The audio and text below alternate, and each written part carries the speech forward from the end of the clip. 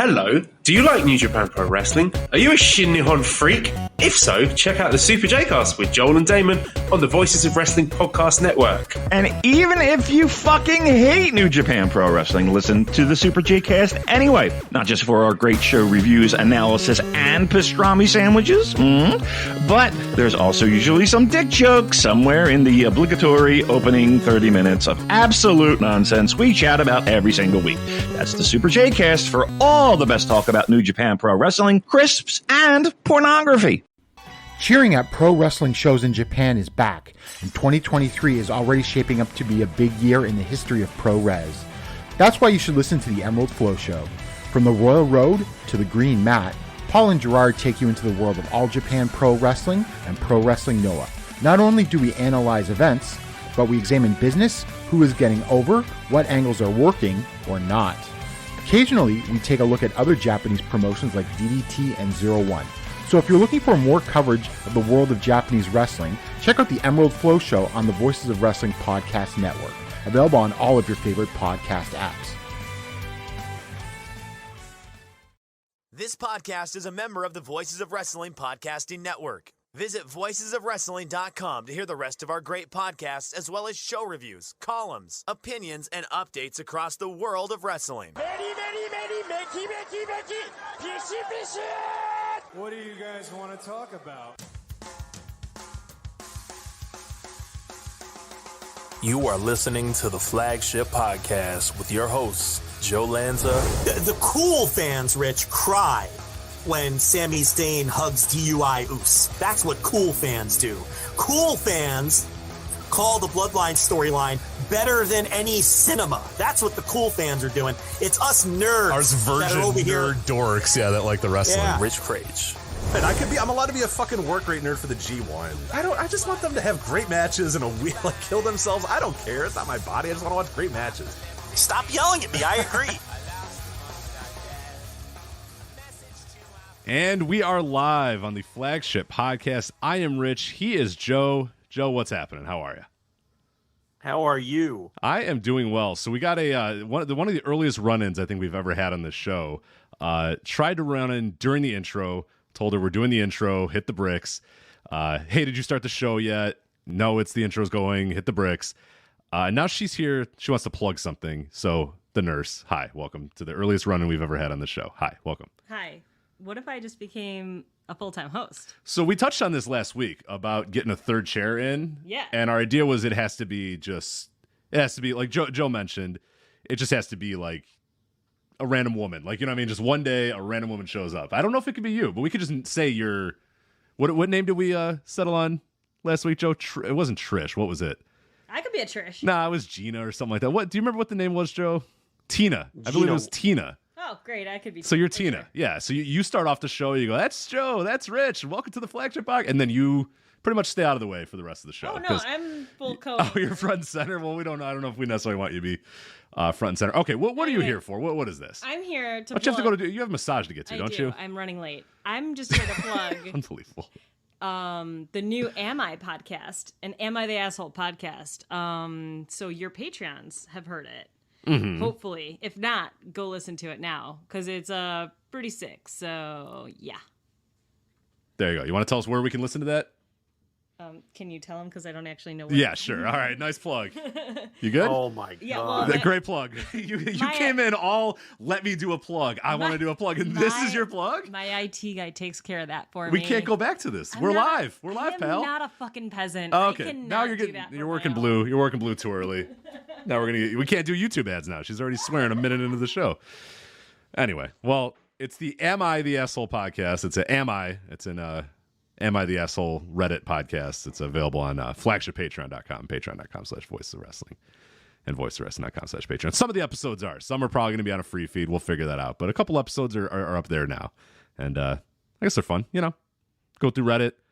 Have you ever read the Am I the Asshole Reddit, Joe? Have you ever dabbled in that whatsoever? Good stuff, right?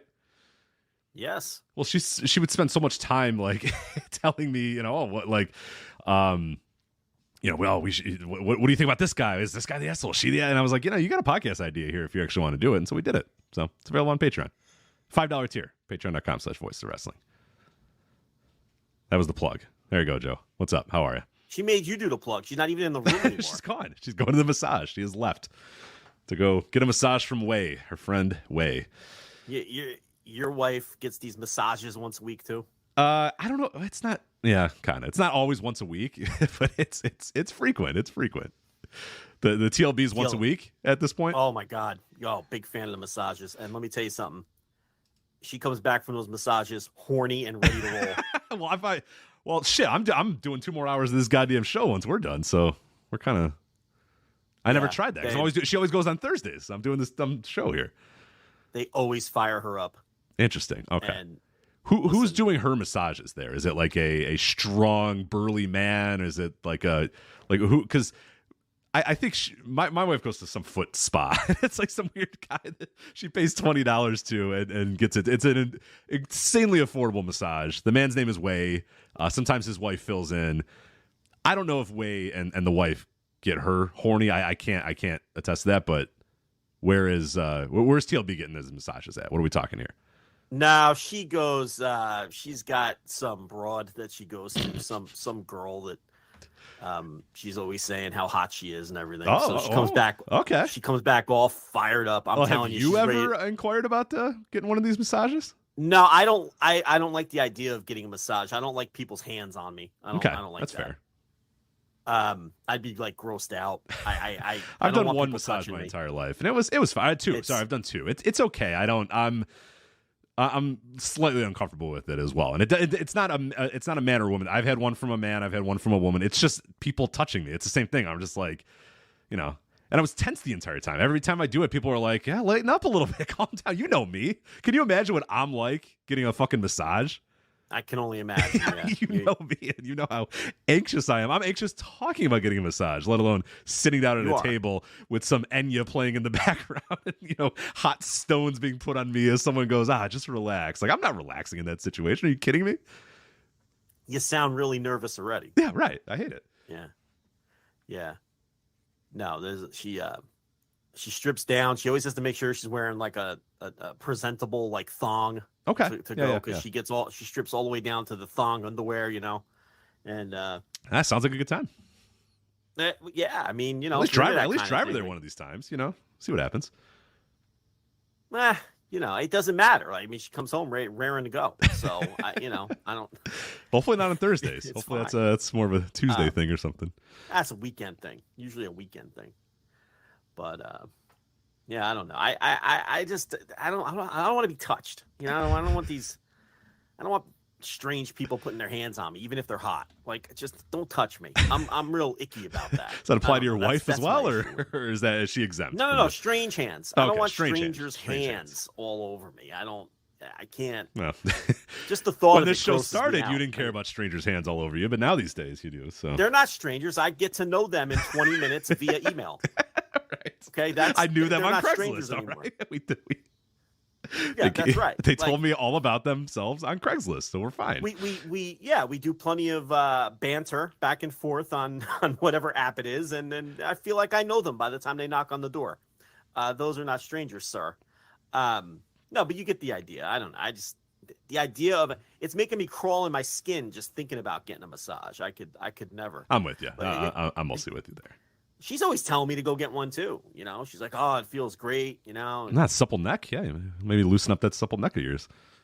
Yeah, she's like, it might make you horny. Like, especially if the hot one. No, if you got the hot one there, I mean, why not? I don't know. Let it be even her worse. Thing. You know what I mean? Like let it be her thing and let her come home and enjoy. You enjoy all the fruits of it. You know what I mean? You don't have to do anything. You're sitting on your couch watching a Reds game. You don't have to do shit. You know what I mean? And everything's so you're actually doing it right. Yeah, absolutely. And the thing is, I wouldn't want the massage to make me horny. That's even more uncomfortable. Right? I don't want to be fighting off. Oh yeah.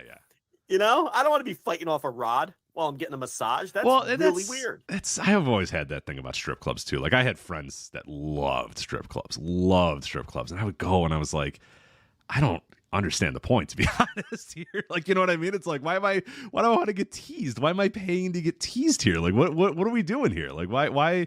I just never got the appeal. It was always felt weird. Lap dances are strange. I don't know. It's never been hey, if it's your thing, go for it. It's great. But yeah, not my thing. Never got it. Never understood the appeal. I was never a strip club guy either. We went a couple months ago, and I had no interest in getting a dance, but she got tons of them. So probably for free. Probably for free too. No way! No, they weren't free, sir. No. I paid for every one of them. Okay. That day, did you have cash that day? I hope you did. I know you're not a cash guy, but you had some cash that day. Had a lot of cash that day. Running to the ATM, doing an indie booker, indie promoter thing, walking over to that ATM, going, God damn it, motherfucker! All right. You would choke if I told you how much money in cash I walked into that place with, and then you would just pass out if I told you how much I then walked out of that place with. Ugh. But it's it was a night out. She enjoyed herself. That's all that matters, right? And once again, it fired her up, and we came home, and she was all ready for the passionate love action, making. So. Yeah, I was trying to think of the weirdest way to what's the least sexy way to say that you guys consummated the night or whatever. You know what I mean? Like I'm trying to think like. Yeah. I think we slept together. I slept with my wife. Yeah, we came home and I slept with her. Yeah, it's like the least. They love using that phrase to this day, even in movies where it's like the rest of the language is kind of like modern. They will still slip in. Oh, did you guys sleep together? No one in real life ever said that. Yeah, has ever said that. But in movies, they always use that phrase like, "Oh, did you sleep together? Oh, I slept with her. Oh, I slept with." No, I've never heard an actual person in real life describe sex that way. Like it's oh, I hooked up with her, or oh, hooked up is what I would hear, or just if you want to get a little more graphic, I fucked her. Is what you would probably. Most of my friends would probably just go right to the F and go right there. Yeah. No. Well, I don't. My friends don't sound like that, but maybe yours. Would you fuck her? That's what No one says slept with, and it's that really is a boner killing phrase too. It's a really unsexy. Will you sleep with me? It's like no. Ugh, God, yeah, it's pretty brutal. No, there's a Pac 4 game on TV right now. I gotta go watch. I gotta watch Stanford fight it out. So, do you sleep with women on the second date? I mean, I hope she goes home, so I hope not. I mean, I don't want to, like sleep with what is that? It's icky. It's as icky as a concept of getting a massage. Like they're both just as icky to me. For sure. Icky stuff here. That's so thank you to the nurse for derailing the first 12 minutes of this show this week. But it's all her fault. It's really. I had a nice thing going. I knew what we were going to talk about. We talked about it. We were like, all right, yep, boom, we're going to hit it right out the gates. And then that got completely derailed. But that's fine. We're back on track now. 12 minutes in. That's actually not bad. 12 minutes of a derailment is not too bad. But that is the MI podcast. A few episodes up there on our Patreon, patreon.com/Voices of Wrestling and Voices hold on now. Was that a gimmick? Patreon. Did you set up that run-in? No, I swear to God, no. I swear. She was leaving and she said, "Wait, did you start the show?" And I was like, "Thank God I was on mute," because she just screams that out while the intro is playing. But luckily, I had both things muted, and I said, "Well, we're doing the intro, so kinda, yeah." In another 15 seconds, she goes, "Okay," walks into the other room, and then runs. Dun, dun, dun, dun, dun. I hear her running into this room. Goes, "Can I plug the MI show?" And I was like, you got 3 seconds to get in here and get ready to do it. So go for it. So no gimmick, no gimmick at all. I mean, I was going to probably plug it when we do our our regular Patreon plugs, but she was very excited to plug that. So so the guy who gives her the massages, his name is Y? His name is Wei, I believe, yes. His name is Wei. Does he? Yeah, it's not Wei Ting. It is not Post Wrestling's Wei Ting. I don't. Damn it! You stepped all over my joke. I was gonna. I'm sorry. Go ahead. Sorry. Yes, his name is Wei. I was going to say, does he give slow, low energy massages? But wow. Thanks for ruining the joke, Rich. That's cruel to one Wei Ting. How dare you? But well, Anyway, no. I think he gives good massages. It's your fault because most of the people wouldn't have gotten that. You would have just chuckled under your breath, and we would have moved on. But you stepped all over my joke. I did step all over it, and then now it made it more of a mean joke when you didn't need to be a mean joke. That's right, yeah. And now it's mean-spirited. Yeah, and now you're mean. Just yeah, a funny gag. You know what I mean? Instead of now it's mean. Yeah. Now you made it mean. Yeah. No, you made it mean, to be fair, in the original. But You I made guess it mean. You I guess you're right. I'm not taking the blame here. No. I'm not taking the blame here. It's Wei. That's his name, and apparently he gives very good massages. She does not like when the wife subs in, because Wei will give her a nice tight. Because she's doing rock climbing and stuff, so she's got to get, she's got tight muscles and stuff, and Wei really drills it in and really gets it going, and then scalds her for what she's doing and says, "No more climbing for you. You can't climb anymore." And then every time she comes back and the muscle's still tight, she goes, he goes, "Oh, are you still climbing?" And she goes, "Yeah." And he goes, No more. So I don't know why I envisioned him. I don't know why he sounds like Mr. Fuji. But there you go. I kind of imagine him looking like. I mean, I don't. He's definitely not Mr. Fuji. I believe this man is Chinese and not Japanese. But well, Mr. whatever. Fuji's Hawaiian. Yeah, he's Hawaiian anyway. So in the pantheon of professional wrestling, things, then yeah, it'd be completely plausible that this Chinese man would be portraying a Japanese guy in the world of pro wrestling. So anyway. What are we doing here? What a dumb show. Hi, this is the Flagship Podcast. I am Rich. He is Joe. Joe, how are you? How's it going? You got to reset it. Just fully reset. We have a lot to get to this week. We are going to talk about the SummerSlam, the biggest party of the summer. And boy, was it a party, Joe. I am still trying to come down from the party that was SummerSlam 2023. We have the G1 Climax semifinals. They are set, and you guys are going to get a bonus here.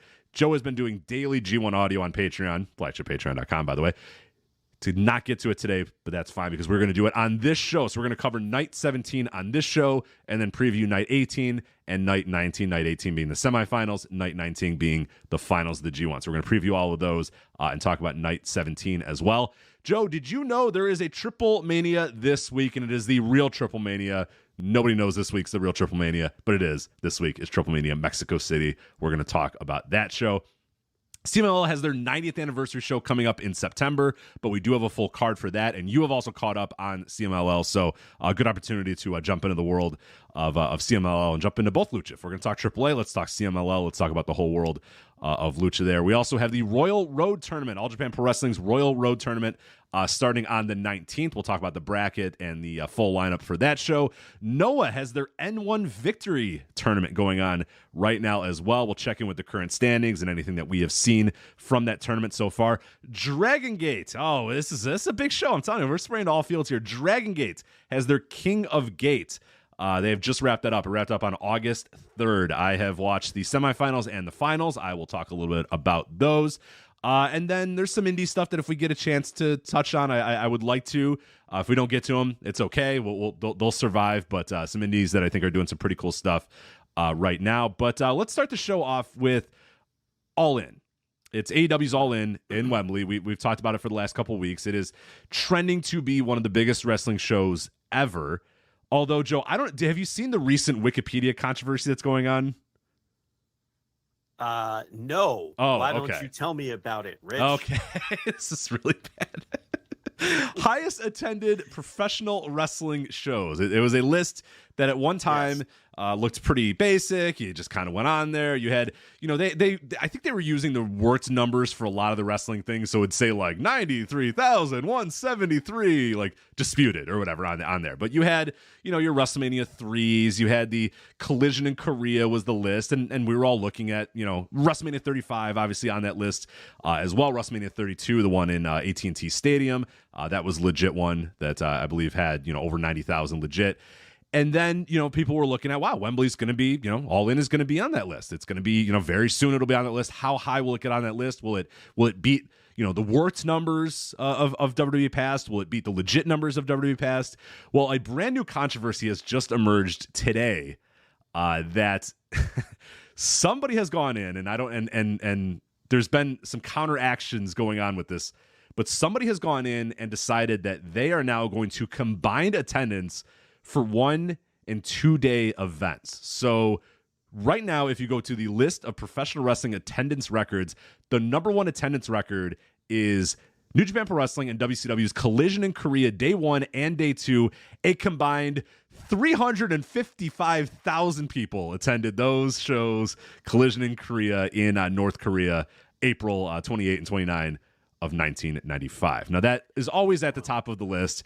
Probably shouldn't be because, you know, I don't think it counts if there's a gun in someone's back and they have to go to your show. I don't know if that should necessarily count in a pro wrestling attendance record, but now it is a combined 355,000 people attended the 2-day event there, Collision in Korea. That looks like that is going to be the all-time record holder here. Wembley, no chance of getting 3,500. Well, that I mean, obviously. It's absurd. Nobody really counts that one. No. You shouldn't earnestly count it in a discussion of like actual attendance records. The paid attendance of that show was 0. Right. So I don't know that one. That one people don't count it, or they just stick it on top with a little asterisk. Also, yes. What's with combining them? It's a new thing that I don't know. You got to ask somebody. Well, it's what it is. It's these dipshit WWE fans. They're getting a little nervous. Deeply insecure about this Wembley show about to break all of the WWE attendance records. So now they're combining all the 2-day events to ensure that the AEW Wembley show is as far down the list as possible. Yep, and that's we're already seeing that with WrestleMania 39, which is now the number 2 on the wrestling all-time attendance records.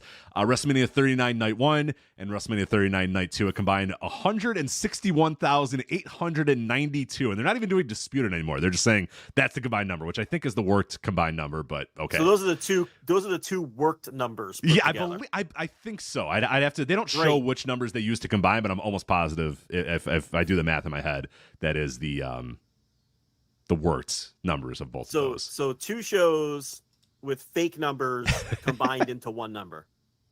Yes. Okay. So if you go to the actual WrestleMania 39 Wikipedia page, it does say combined 161,892 parentheses disputed. So right. And the disputed is always in an annotation to Dave Meltzer saying that's not the number, or Brandon Thurston saying they told you the number, guys. They gave a fucking presentation to their shareholders and said this is the number. The numbers we give on the day of the show are entertainment purposes only. We've said that. They do that on calls, yet it needs to say disputed with an annotation to their fucking slides from their presentation that they give to their shareholders. But of course, Vince McMahon himself said that they're numbers for entertainment purposes. Right. Only. He went on one of the calls and said it.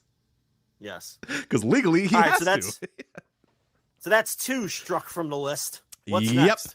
WrestleMania 38 Night 1 and WrestleMania 38 Night 2, a combined 156,352 for WrestleMania 38 from AT&T Stadium. That, I believe, is also the disputed number again. So 2 worked numbers there. Now number 3 is WrestleMania 38. It's also 2 shows. Yes. Sir. Yes. So that's all they have for the 2 shows so far. Then they have WrestleMania 32, which had a legit, I think, over 90,000. I know their disputed number is 101,763, but I want to say the real numbers is pretty high. That I think is the actual legit all-time record for WWE is that WrestleMania in Dallas in 2016. I believe is the actual legit number. I forget what the exact one is supposed to be, but yeah, it is. That one is now number 4 on the list after Collision in Korea, the combined WrestleMania 39s and the combined WrestleMania 38s. Then you have WrestleMania 3, 93,173, obviously a very disputed number.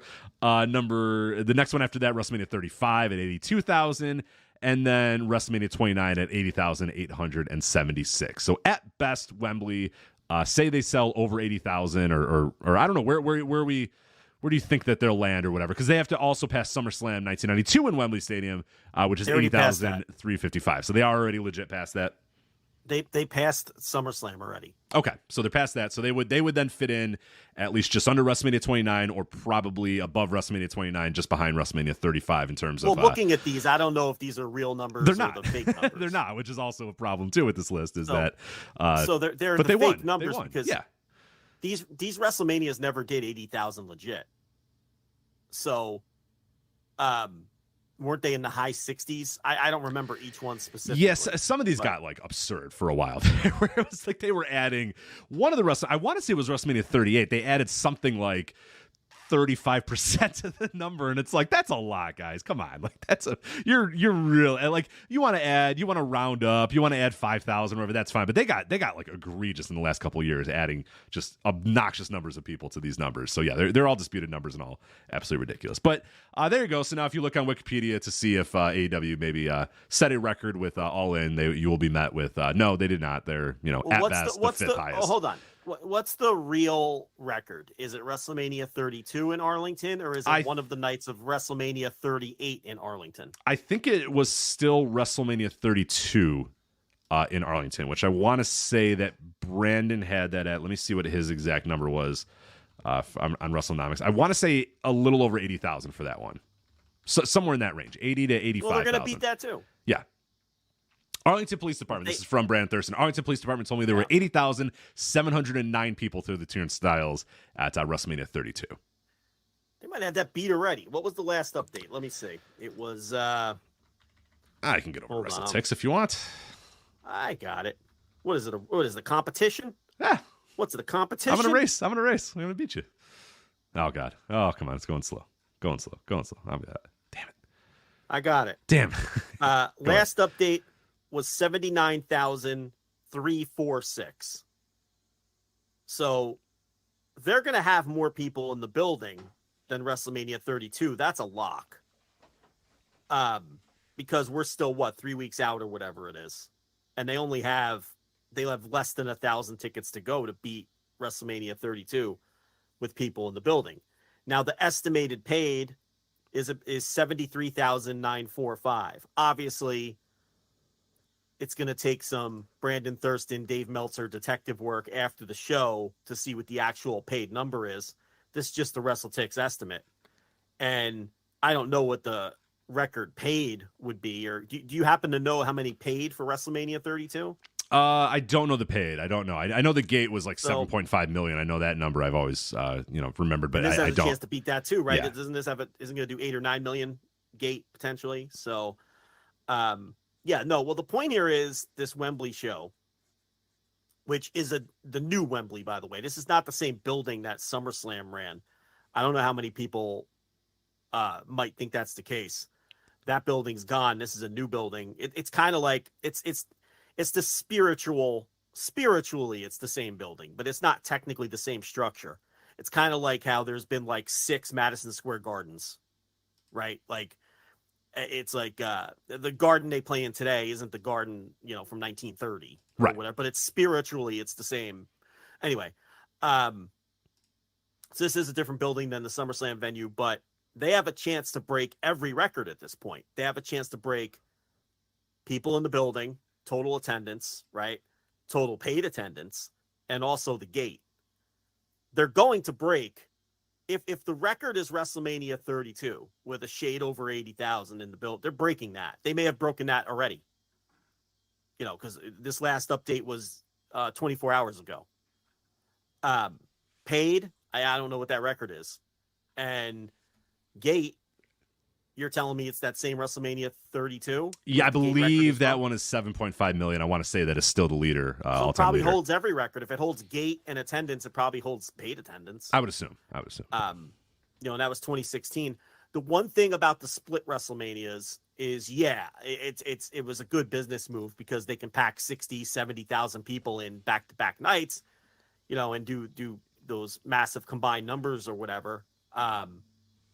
But the downside is it's kind of like they haven't been able to top the number they did in 2016 before they were splitting them for one of the single shows, quote unquote down. It's not really a downside. This is all just bragging rights. These are all enormous shows. And, it's like, but it will be a black mark on WWE to have AEW be number one, potentially, in total attendance, paid attendance, and gate. And then they're going to do everything they can to then get back on top and beat whatever they do in Wembley. I mean, that's coming. Oh, for sure. They may try to run Wembley themselves. But here's the thing.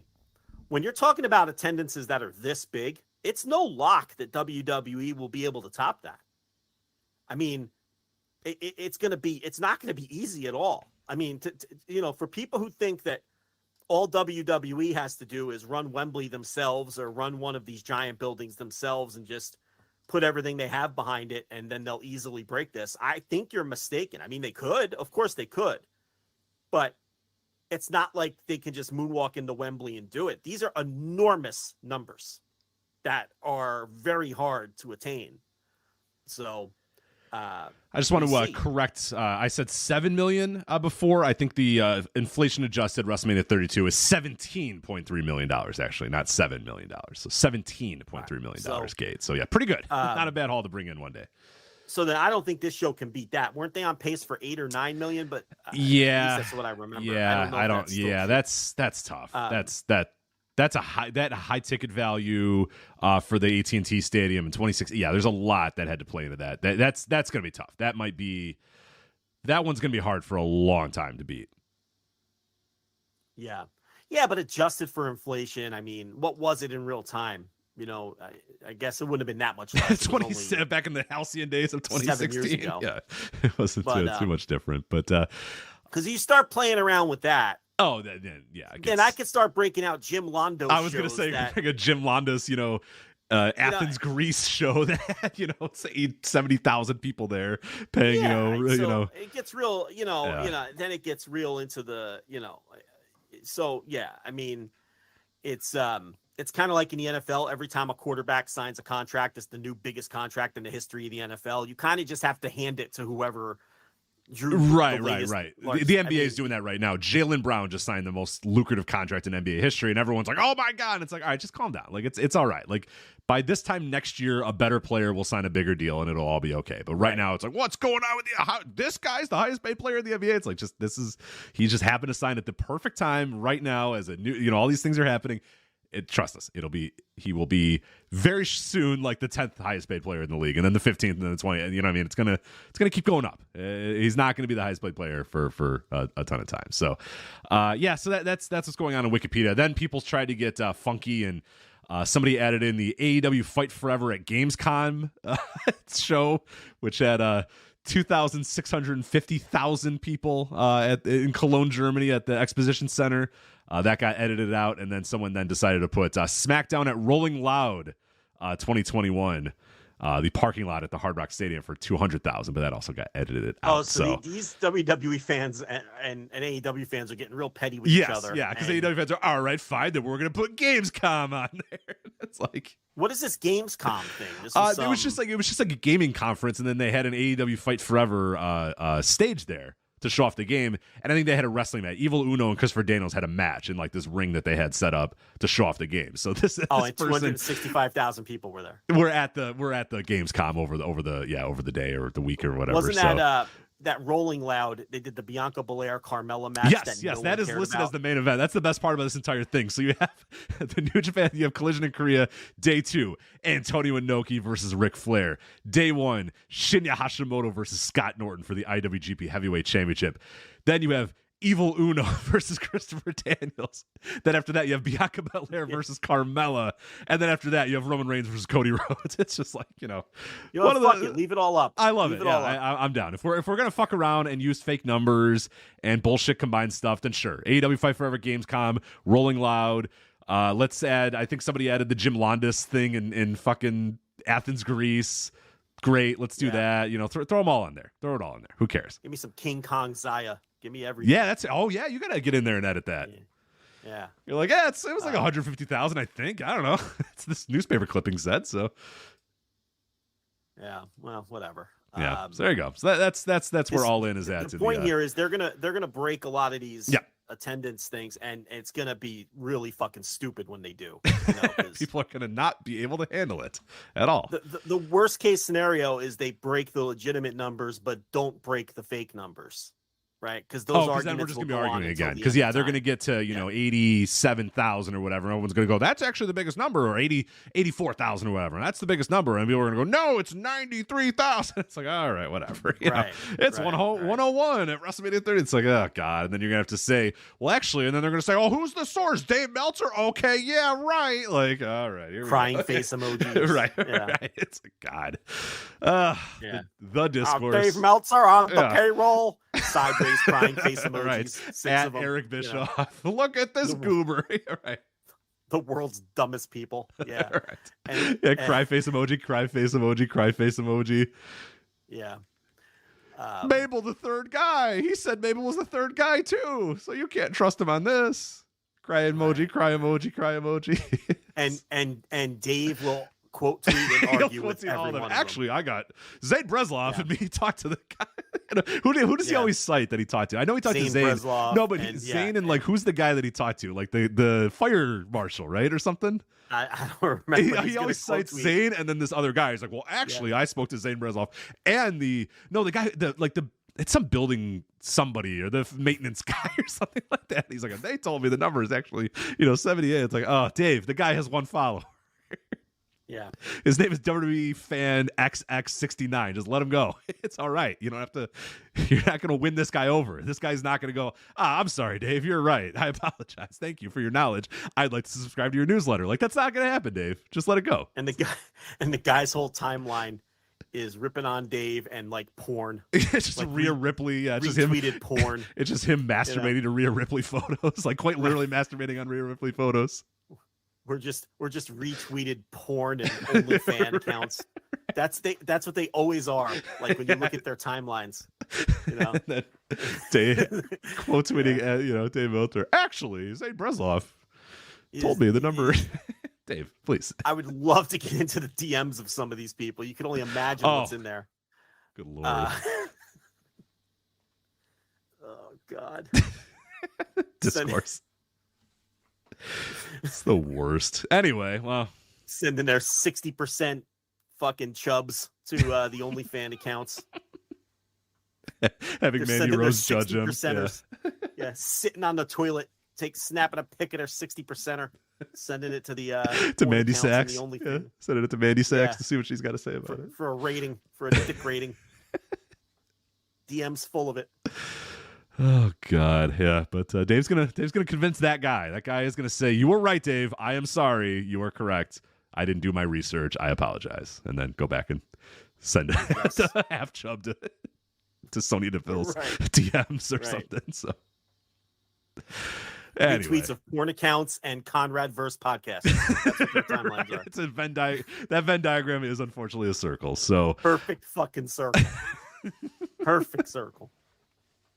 We'll be at Starcast as well, I'm sure.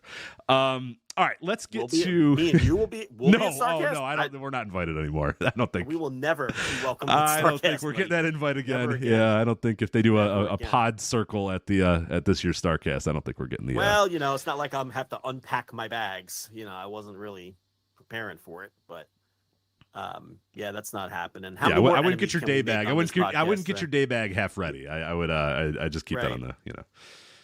How many other podcasters can we bury on today's show? We're only about 40 minutes in. Yeah. How many more enemies can we make? What is this show? What happened here? It's a great fucking show is what it is. That's Good what it is. Lord, we are scorched earth. I don't know what happened to us here. It's quality audio is what it is.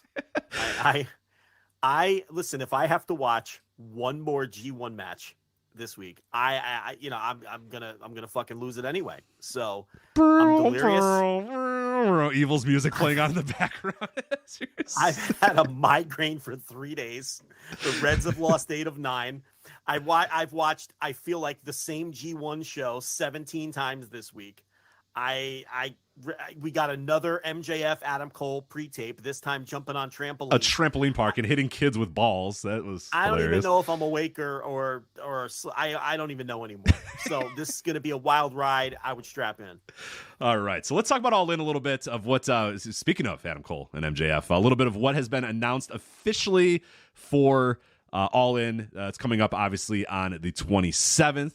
It is going to be in Wembley Stadium, of course, and as we talked about, potentially could be one of the biggest wrestling shows of all time. What we have on the book so far, obviously we have MJF versus Adam Cole for the AEW World Championship. That is the main event. That's on the marquee, all that other stuff. You got Darby Allin and Sting versus the Mogul Embassy of AR Fox and Swerve Strickland in a tag team coffin match. A coffin match, Joe. We're getting somebody will be buried and dead in the coffin match.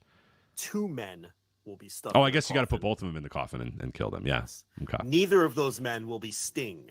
I can guarantee you that. So, You don't think Steve Borden's calling it a career in a coffin? now listen, if getting my wheeled. bookie offers that, if they offer that match, believe me, I'm taking out a second mortgage and I'm scrapping together. I'm going into the seat cushions of every cat. I'm putting every dime I can muster on the Darby Sting team if that matches. I don't even care what the odds are. What else is on this show? You have yet another of one of the historic AEW Women's World Championship 4-way matches here. Hikaru Shida, Toni Storm, Saraya, and one TBD. I believe the Saraya is a spoiler, so sorry about that. I was told if today, you're a Rampage viewer, I just spoiled it for you. But come on, you knew Saraya was going through. Come on. I was told today. I got messages from 3 different people. Okay, at least one of them was from inside the business. That the Saraya Sky Blue match is irredeemably awful, unsavable via editing. Unsavable? Unsavable. Is that your words or their words? Their words. Oh no. One person told me. Oh no. That the match is so bad that it's quote unsavable via editing. Was one, and I told you I heard from like 3 different people. So say that again. Unsavable match. Via editing. Yes. Someone else told me it was a quote train wreck. And another quote was one of the worst things you'll ever see. So strap I'm kind of in interested for Friday. now. Now I kind of want to see this. They've teased me. I got to watch Rampage, man. I got to see this. It's yeah. So unsavable even with editing. Correct. Woke up to that message, by the way. Wow. They said it has to be seen to be believed. Unsavable with editing, even with editing. So I don't know. Look, I haven't seen the match. I'm just gonna not air it and just say in Rio de Janeiro this weekend, Saraya defeated Sky Blue. I mean, that might be their best course of action. But during an AEW House Rules that we did not advertise at all in Sioux Falls, South Dakota, Saraya defeated Sky Blue to move on in the tournament to enter the 4-way. But and also one TBD, the winner of this is a tough one to bet too. Dr. Britt Baker, DMD, and the Bunny. One of them is going to go through and join Hikaru Shida, Toni Storm, and Saraya in the. Look, I'm sure that wasn't Akira Hokuto versus Aja Kong either. When that happens next week. Let's be honest. Look, when you have a chance to continue the historical and legendary AEW women's 4-way matches, as they told us on Dynamite this past week, you can't pass it up, Rich. No, you just can't. You absolutely can't. Yeah, and for people that did not listen, you have to Joe's opening cold open monologue, whatever the hell you want to call it, the beginning of the Thursday Dynamite reviews this week, available at patreon.com/voices of wrestling, voicesofwrestling.com/patreon, or flagshippatreon.com.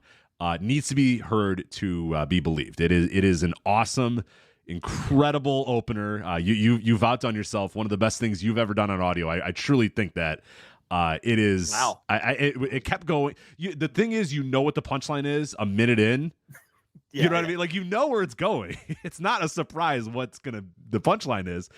But the length at which you continue to go, and you're like, all right, he's going to wrap up now. And then you're like, and you're like, oh no, he's still going. He's still, filibustering about this thing.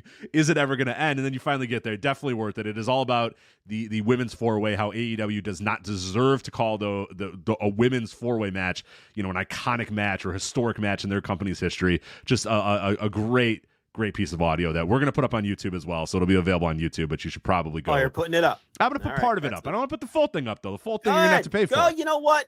Put the full 25 minutes. It's sitcom length. Fuck it. We'll do it. Was it really? Was it 25 minutes, really? I think I went about 25 minutes. Oh, my God. Wow. Okay. You want to talk about stretching a premise. Okay, because a minute in where you're going here. Listen, they went on TV. They constructed a video package. And then they had Excalibur tell us that there is a tradition of 4-way women's matches in AEW. Rich, there was not a single person. I would set the over-under at 5 humans, and I would take the under, that would have thought that thought before that video package that AEW has any kind of tradition of 4-way women's matches. That's not a thing. No. They tried to create a thing that isn't a thing. It's not a thing. Now, they had a lot of 4-way women's matches in their history. Yes. Have they all been terrible and forgettable? Yes. Yes. Yes.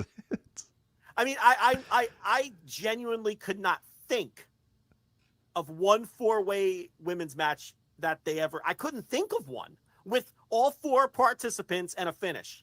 Could you think of one off the top of your head? Oh God, no. Until you started listing them off on the show, I did not think of one. I saw the video packages and I saw that segment. And I was just like, I don't really remember any of those. But I guess I'll look them up. I guess I'm just being, I'm being dumb. I don't, sometimes I forget stuff. And then I looked them up and I'm like, no, I don't remember any of these, and none of these were historic. What are you talking about? So I had someone put together a list for me because I had to.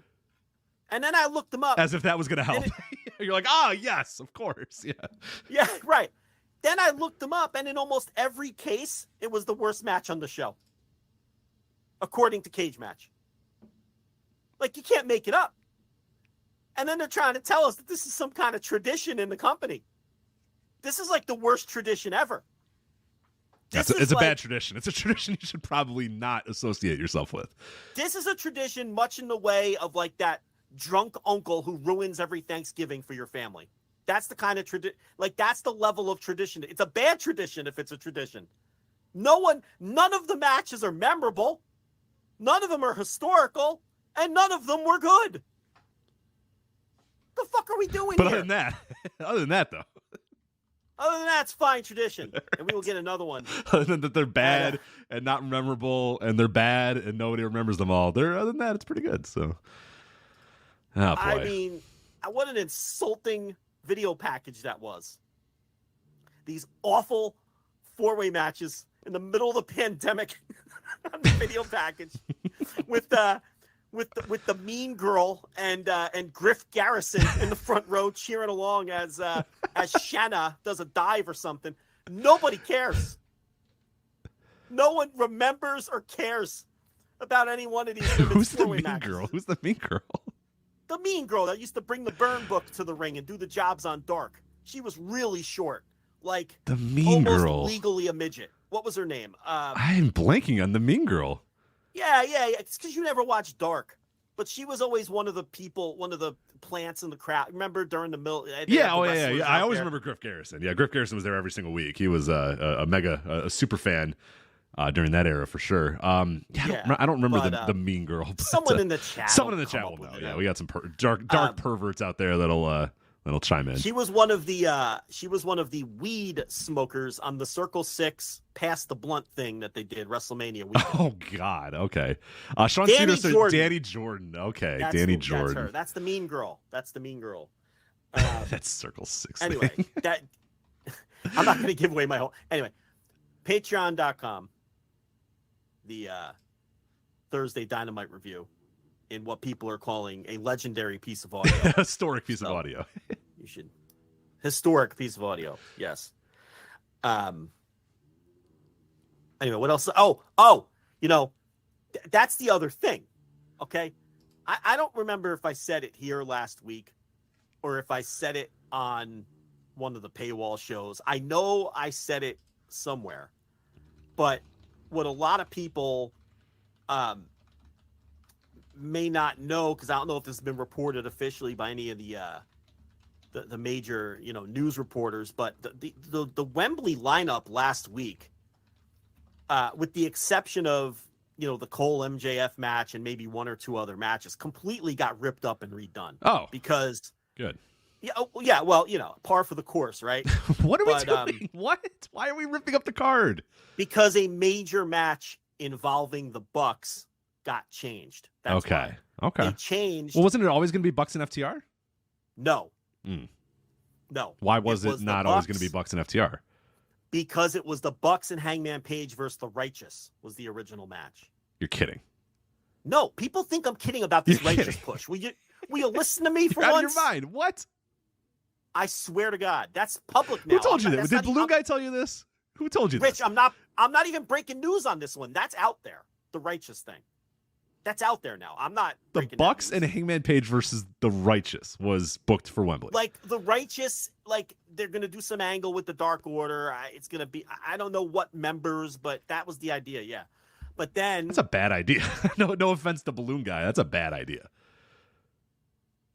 I'm telling you, the Righteous are in line for. I'm fine with that. I don't know if at Wembley I'm putting the Young Bucks in a match with the Righteous. That's the point. They changed it. Well, good. To the Bucks.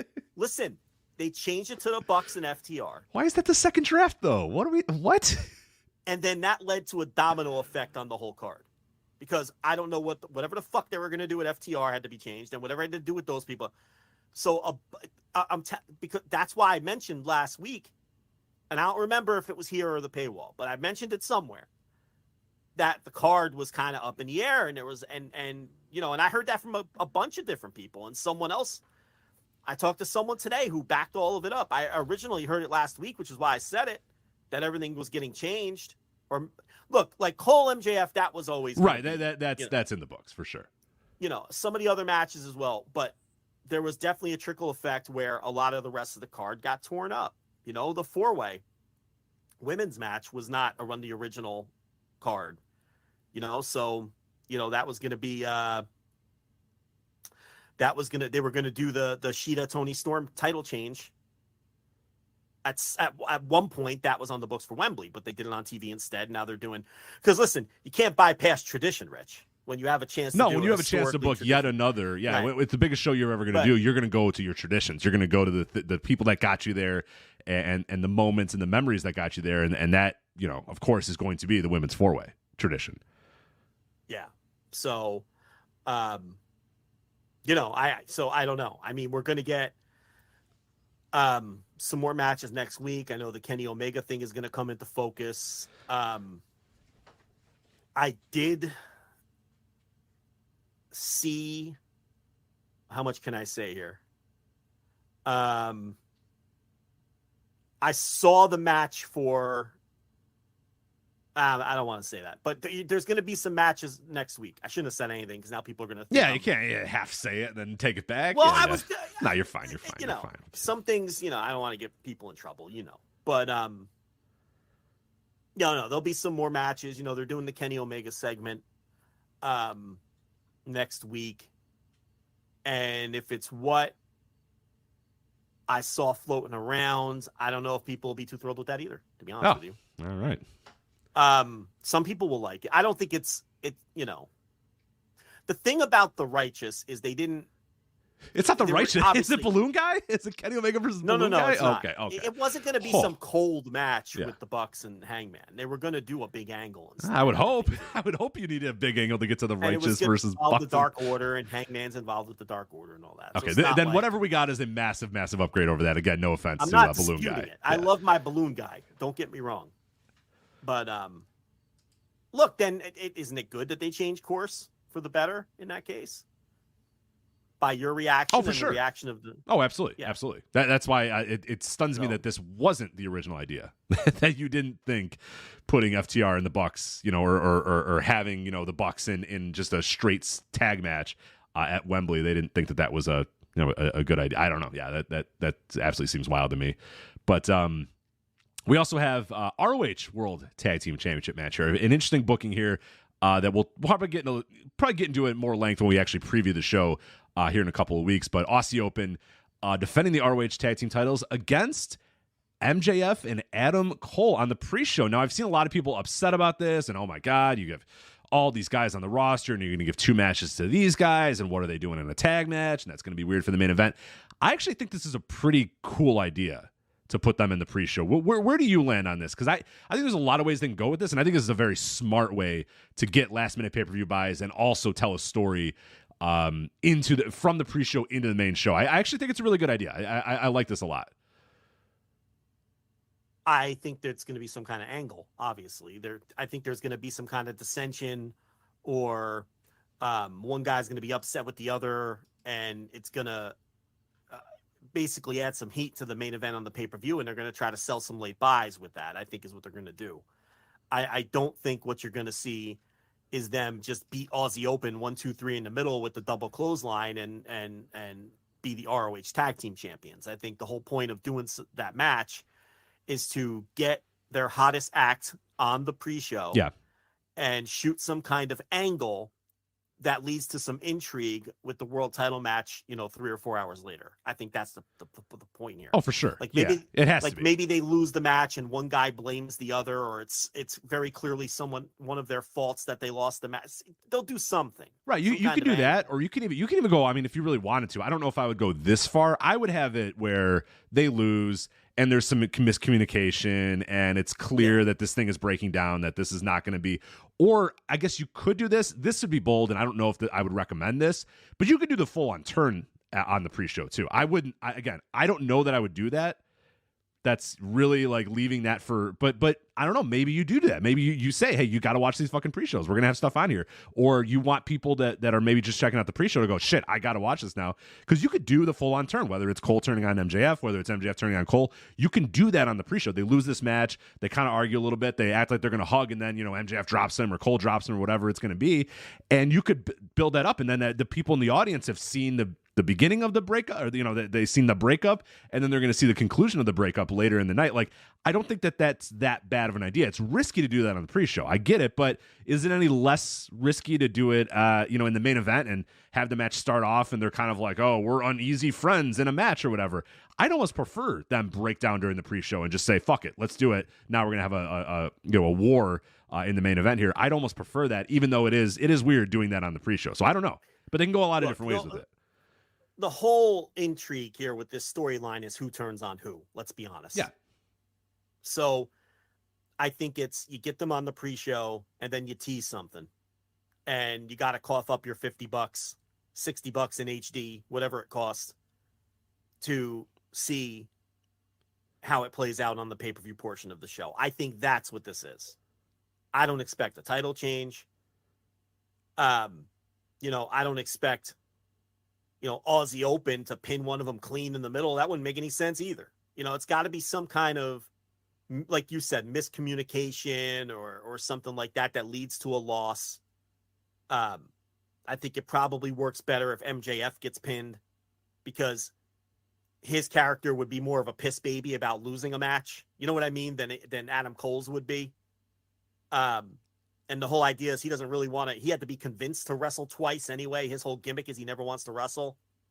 But I don't know. I don't want to fantasy book it. I just think that there's going to be some kind of, like we said, dissension. Yeah, which leads to intrigue. I'd prefer a big angle. I'd prefer a big thing on the pre-show and not just a little I don't know if I necessarily want the they go in for a hug and one guy turns his back on him. Walks out on the other. Yeah. One guy should walk out on the other. Yeah, like halfway through the match, just go, fuck this. I don't need this shit. You know what I mean? Well, yeah, or after the match, even if they lose, like they're arguing, and one guy just throws his hands and says, "Oh, fuck this," and walks out.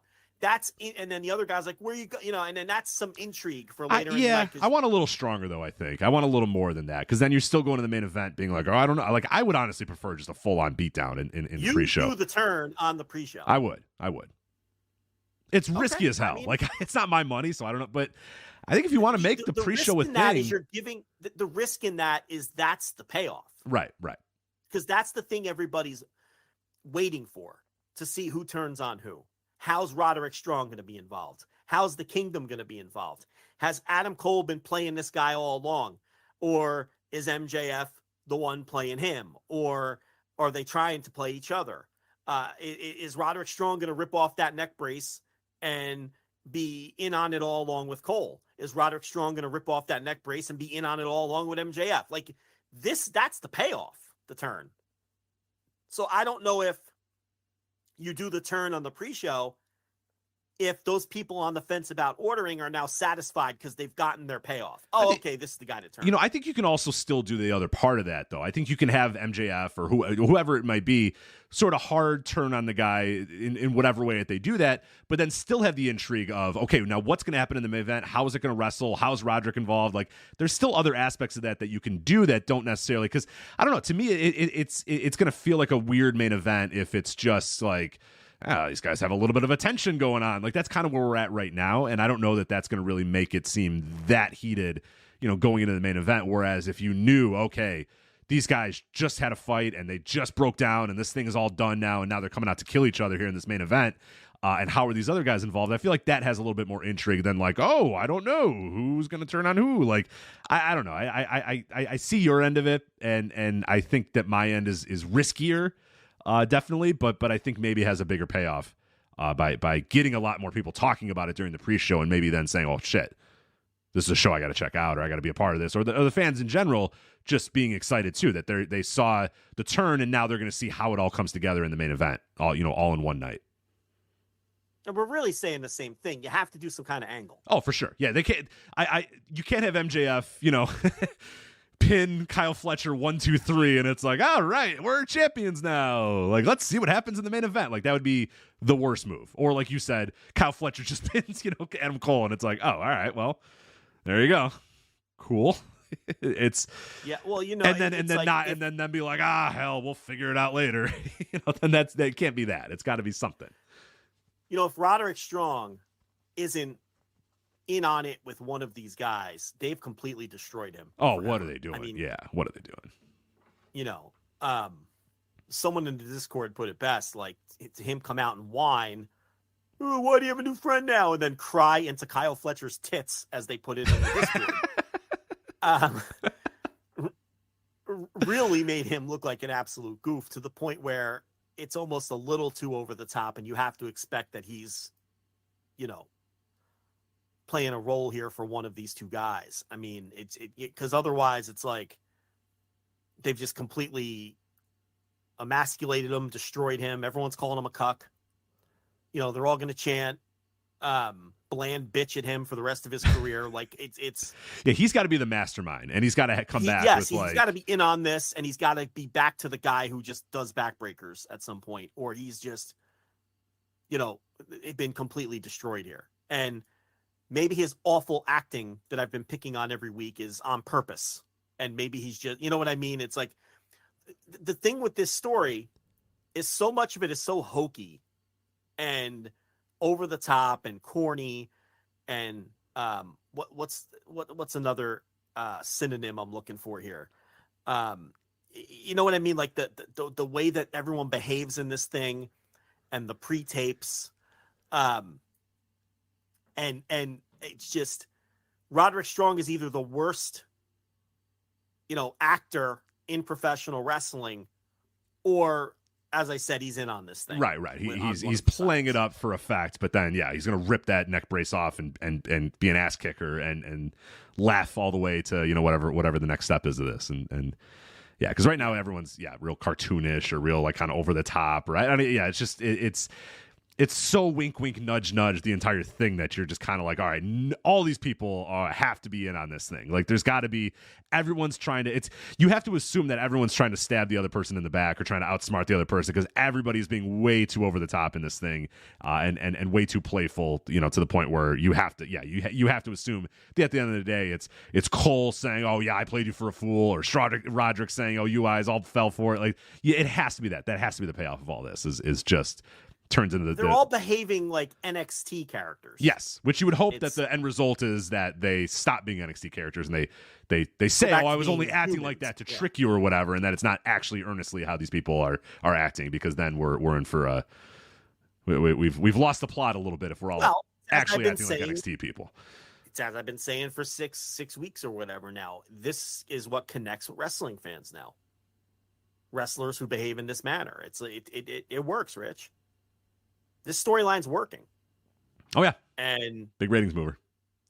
And that's why I'm a little depressed about the future of American television wrestling, because this is the kind of shit that's connecting with audiences as NXT's ratings keep going up. But let's be honest, a lot of that is the main roster wrestlers that they're supplementing it with. Oh, of course. It's still all of it. It's all. I mean, anybody that thinks it's like, oh, and I got a question on a Q&A, not that I did. For a Patreon this week, I just released this morning, and somebody was like, "Hey, with NXT's ratings being as high as they are, is it time to credit the what they did with NXT 2.0 and going back to just having people from the PC or whatever. And I'm like, hold on a minute. No. Because 3 months ago, this thing wasn't even charting. It was off the board. It wasn't even on the top 50. And or the last 2 years, this show has done just absolute shit ratings, with this rebuilt thing. It all ticked up when Seth Rollins showed up. It all ticked up when Rhea Ripley showed up. It all ticked up when Dom Mysterio showed up. It all ticked up when Mustafa Ali showed up and Baron Corbin showed up and Dolph Ziggler showed up.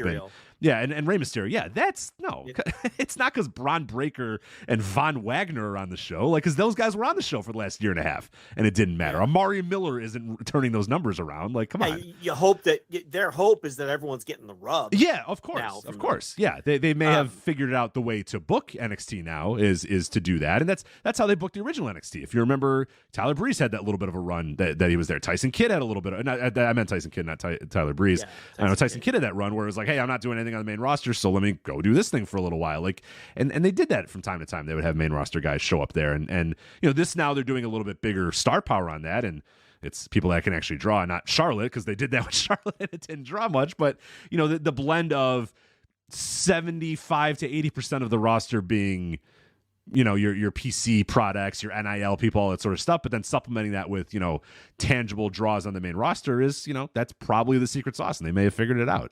So no, I'm not going to credit Von Wagner and Braun Breaker and those people for Thea Hale, and those people aren't the ones moving these numbers. Yeah, it's Tiffany Stratton's not moving these numbers.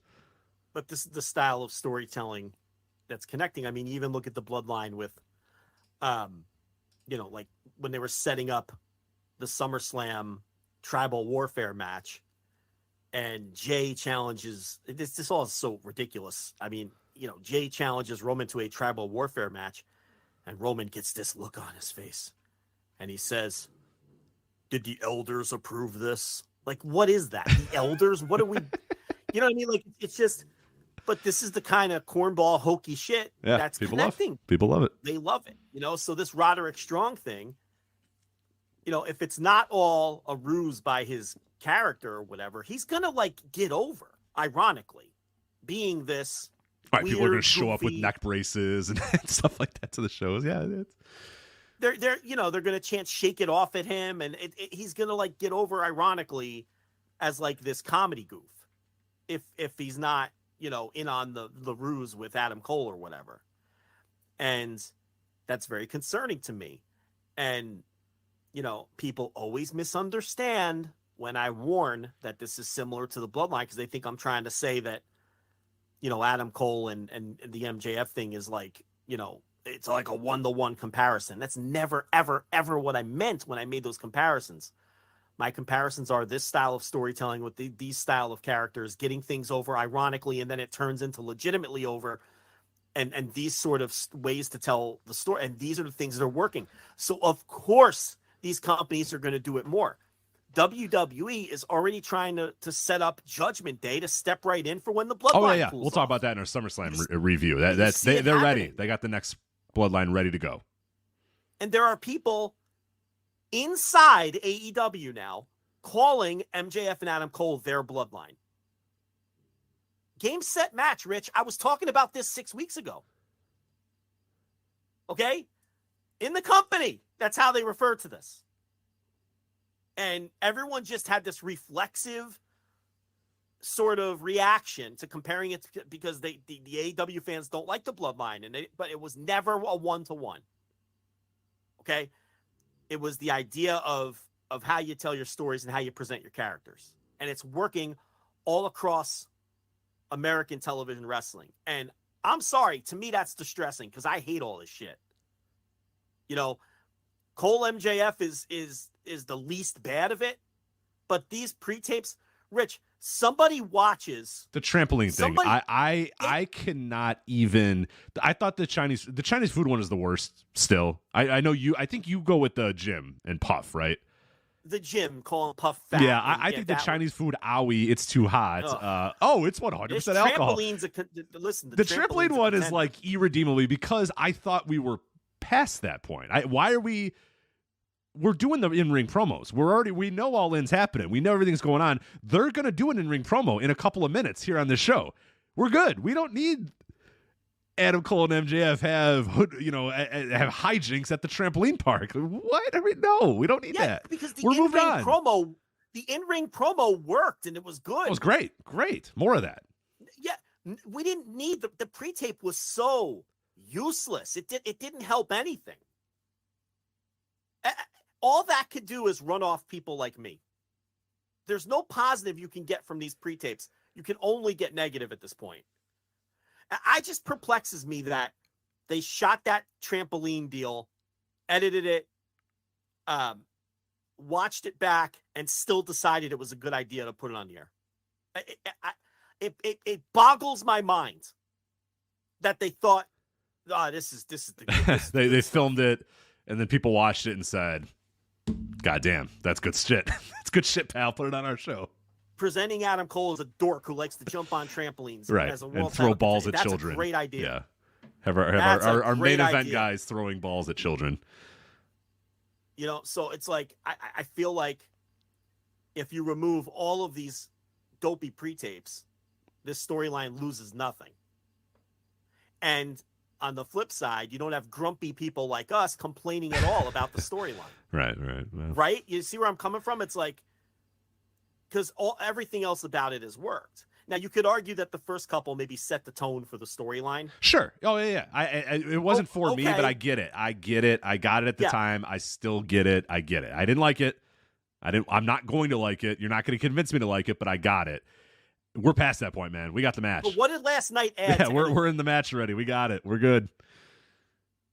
I don't know. You know, it's you know, that one dodgeball shot to the one little girl right in the face, that one was funny. I will admit. That got you? Yeah. She was like reading a phone. She was like looking at a phone or something. She's about 6 or 7 years old. And it hit her right in the fucking face. That one I did laugh at. See? They got you. They got you. But the rest of them with the kids making the exaggerated faces with their tongues hanging out of their mouth. It's like, what is that? What am I watching? I just want to watch professional wrestling. I just want to watch wrestling. Fucking Mid-South Tony. Mid-South Tony. Anyway, I don't remember what we were talking about. We're talking about All In. That's the card right now that we have on paper so far. We'll see. They'll fill that card out over the next couple of weeks. It seems we'll get the last person of the 4-way, and we'll get a couple of other matches as well booked for All In. But we should note that it is August, and we are going to do this month. Of course, we're going to do an All In Instant Reaction Live. I believe the show airs, I want to say, around noon Central Time on Sunday. Yeah, it'll be a good time. It's going to be, we'll be going live at like 5 p.m. We'll be wrapping up, and we can live the rest of our lives the rest of the day. I don't know what I'm going to do that day. It's going to be incredible. I'm going to wake up. I'm going to crack my knuckles, eat some breakfast, do some chores, do some things around the house, and then, chores. Like, I have a list of I know I say chores. Like, I have a list of things I got to do when I wake up. But, I don't know. You really do. Your weekends are packed. I've never. You gotta pull weeds. You gotta get the house in shape. Yeah. Why do you gotta do that? Yeah, you gotta. You can't hire a guy to pull weeds. Nah. Like you say, gotta support the team. Got to pull the weeds. No, listen to me. You make a healthy wage. I enjoy it. I like it though. It's relaxing. You make a small fortune on this Voices of Wrestling thing on top of your healthy wage. And you're out there pulling your own weeds? Yeah, of course. Get a weed guy. I find it relaxing. I enjoy it. You enjoy pulling weeds? I do. I mean, I guess I can't argue with that. Yeah, I mean, enjoy pulling weeds. Enjoy it. I mean, there's other things I would rather do. If somebody called and said, "Hey, would you like to go do this?" I would drop the weed pulling immediately. But if there's nothing else going on a Sunday, morning, I like to throw a podcast on in the headphones and get out there and pull some weeds. Is pulling weeds a euphemism for jacking off? Well, I do a fair amount of that too, but no, it is legitimately pulling weeds. That's right. That's okay. different. All right, I'm just I don't do it that much. I can't. Yeah, I'm a mortal man. I can't. Listen, doesn't I'm take that human. long. It doesn't take that long to do. So, how often do you think I could do that? Right. Jesus Christ. But no. So that's gonna be fun. We're gonna do it we're doing Instant Reaction Live on Sunday, August 27th for All In London, obviously at Wembley Stadium. So make sure you subscribe to us on our $10 tier. Flagship patreon.com, patreon.com/voices of wrestling, and voicesofwrestling.com/patreon. That is going to get you $10 tier is going to get you the Instant Reaction Live. It's going to give you live flagships as well, in addition to all of our written content that we do, all the long form columns that are up on the Patreon is also available on the $10 tier. We also have a $5 tier, and there's some good news about the $5 tier in particular. This applies to the $10 tier too, but it's more for the $5 tier, that we are finally linked up with Spotify. And that has been a point of contention with a lot of people that wanted to subscribe to us or did already subscribe to us and said, I hate having to use these other podcast apps. I hate having to do this. I use Spotify. Is there any way for me to get the Patreon shows on Spotify? And there wasn't before now, because we can't give you an RSS feed and you can't put that into Spotify. Spotify just did not take RSS feeds. They didn't want to play nice with them. There was no way to do it. And it sucked. A lot of people either had to use the Patreon app, which, there is a lot of complaints about that, and rightfully so. It's not a very good app. Or they had to use another podcast app in addition to Spotify, which they might use for podcasts and music or whatever. That is no longer the case anymore. Patreon and Spotify rolled out an integration, and we linked up immediately the second it was live, and pretty much the day, hours after this thing was announced. We were on there and we were integrated and we were ready to go. So if you're on Spotify, you can now subscribe to all of the Flagship Patreon stuff. All you have to do is go to your Spotify app, or if you're on a web browser, whatever, look up Flagship Patreon. You can look up Flagship Wrestling Patreon, Flagship Patreon, whatever search you want to do, you'll probably get to us. Or you could just go to the Flagship podcast on Patreon, or on Spotify, I should say, and you'll see a link to get to our Patreon as well. It says exclusive stuff or subscriber exclusives or whatever. There's a little banner there that you can click. So essentially go on there and you can subscribe to us. You will have to unlock the shows, which if you're a current subscriber, click the lock and it'll say, okay, you got to link up with Patreon. You link up with Patreon. People have done it. They said it's super easy. It takes a couple of seconds. You log into your Patreon. It links up your Spotify and your Patreon. And then from that point forward, as long as you're a subscriber, every one of our audio shows on the $5 tier, $10 tier, whatever you're subscribed to, will show up for you on Spotify. So that is nice and easy. It's going to make us a lot more searchable. It's going to make it a lot easier. I know people are already going into the archives because it's a lot easier to scroll and search for old shows. So I know people that were listening to stuff that we did in 2018 and 2019 and way, way back in the day. Some people going back to old 2020 shows. So it's super, super easy, and I'm really excited about it. And it's gonna make the Patreon experience a lot better for a lot of people. So yeah, if maybe that was a point of contention with you, and I don't want to get another podcast app, or I don't really like listening to the Patreon on the Patreon app or anything like that, I get it. I totally understand it. Not a problem anymore. If you're on Spotify, you can now get all of the Flagship Patreon content, which includes the Thursday Dynamite reviews. It includes my recent Q&A that I just did. It includes my Sky's the Limit series about the Cruiserweight Classic. It includes Jovember to Remember. It includes any other retro series. I got a few that are coming down in the next couple of days. I got a retro series hopefully coming up, or a new retro show coming up very soon, celebrating an anniversary of a pretty monumental event in wrestling history, doing the kind of an audio documentary style about that.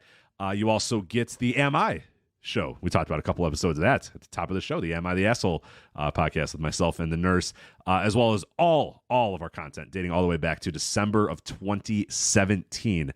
All that's going to be unlocked for you on the $5 or the $10 tier at flagshippatreon.com or patreon.com/voices of wrestling. But yeah, I'm really excited about that Spotify thing. I think it's gonna be good, and I know a lot of people have already said like this is pretty great, and I'm already I wasn't subscribing, now I am, or I wasn't listening to as many shows, but now I'm gonna listen to more. So it's gonna be a lot easier for everybody. Like a lot of people on Patreon, we did lose a lot of subscribers when the month turned over because of something completely out of our control. With some of the payment methods were being rejected and whatnot. And for those of you who want to subscribe but feel like you couldn't get back in because it wouldn't take your payment method, some people have had success trying it on the desktop as opposed to attempting it on the app, the phone app, and vice versa. People who normally use the desktop, they've tried to subscribe on their phone app and it's worked. So don't give up. Try different methods. I hesitate to tell people to try different payment methods because I know that's a pain. You have certain cards that you use for subscriptions or to pay bills or whatever, and you have certain accounts that, and but that seems to have worked for some people too. Switching it over, maybe going from their debit card to using PayPal instead, or just switching their card. So there's some solutions that have worked for people where they were able to resubscribe. But unfortunately, that's a Patreon-wide problem.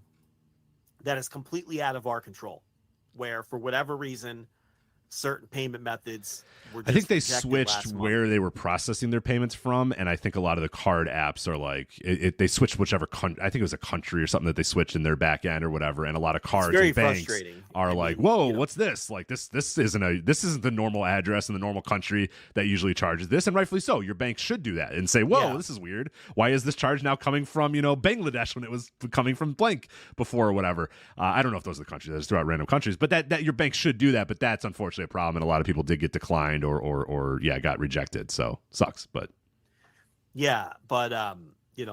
get back in and try again, because I know that we had some people reach out directly and say, hey, look, I want to, my payment is no longer recurring and it won't let me subscribe. And it's hard for us because we don't have an answer to give you. It's not anything that we're doing. It's not within our control. So you just have to, one person said it was as simple as just doing it on the desktop as opposed to using the app, and then their payment went through. So I don't know. Just try different ways, try different methods. If you have a PayPal account or something that's linked to your debit card, it really shouldn't. It's not going to change anything, to just convert it to the PayPal. It's still going to come off the same card. You see what I'm saying? So maybe try that.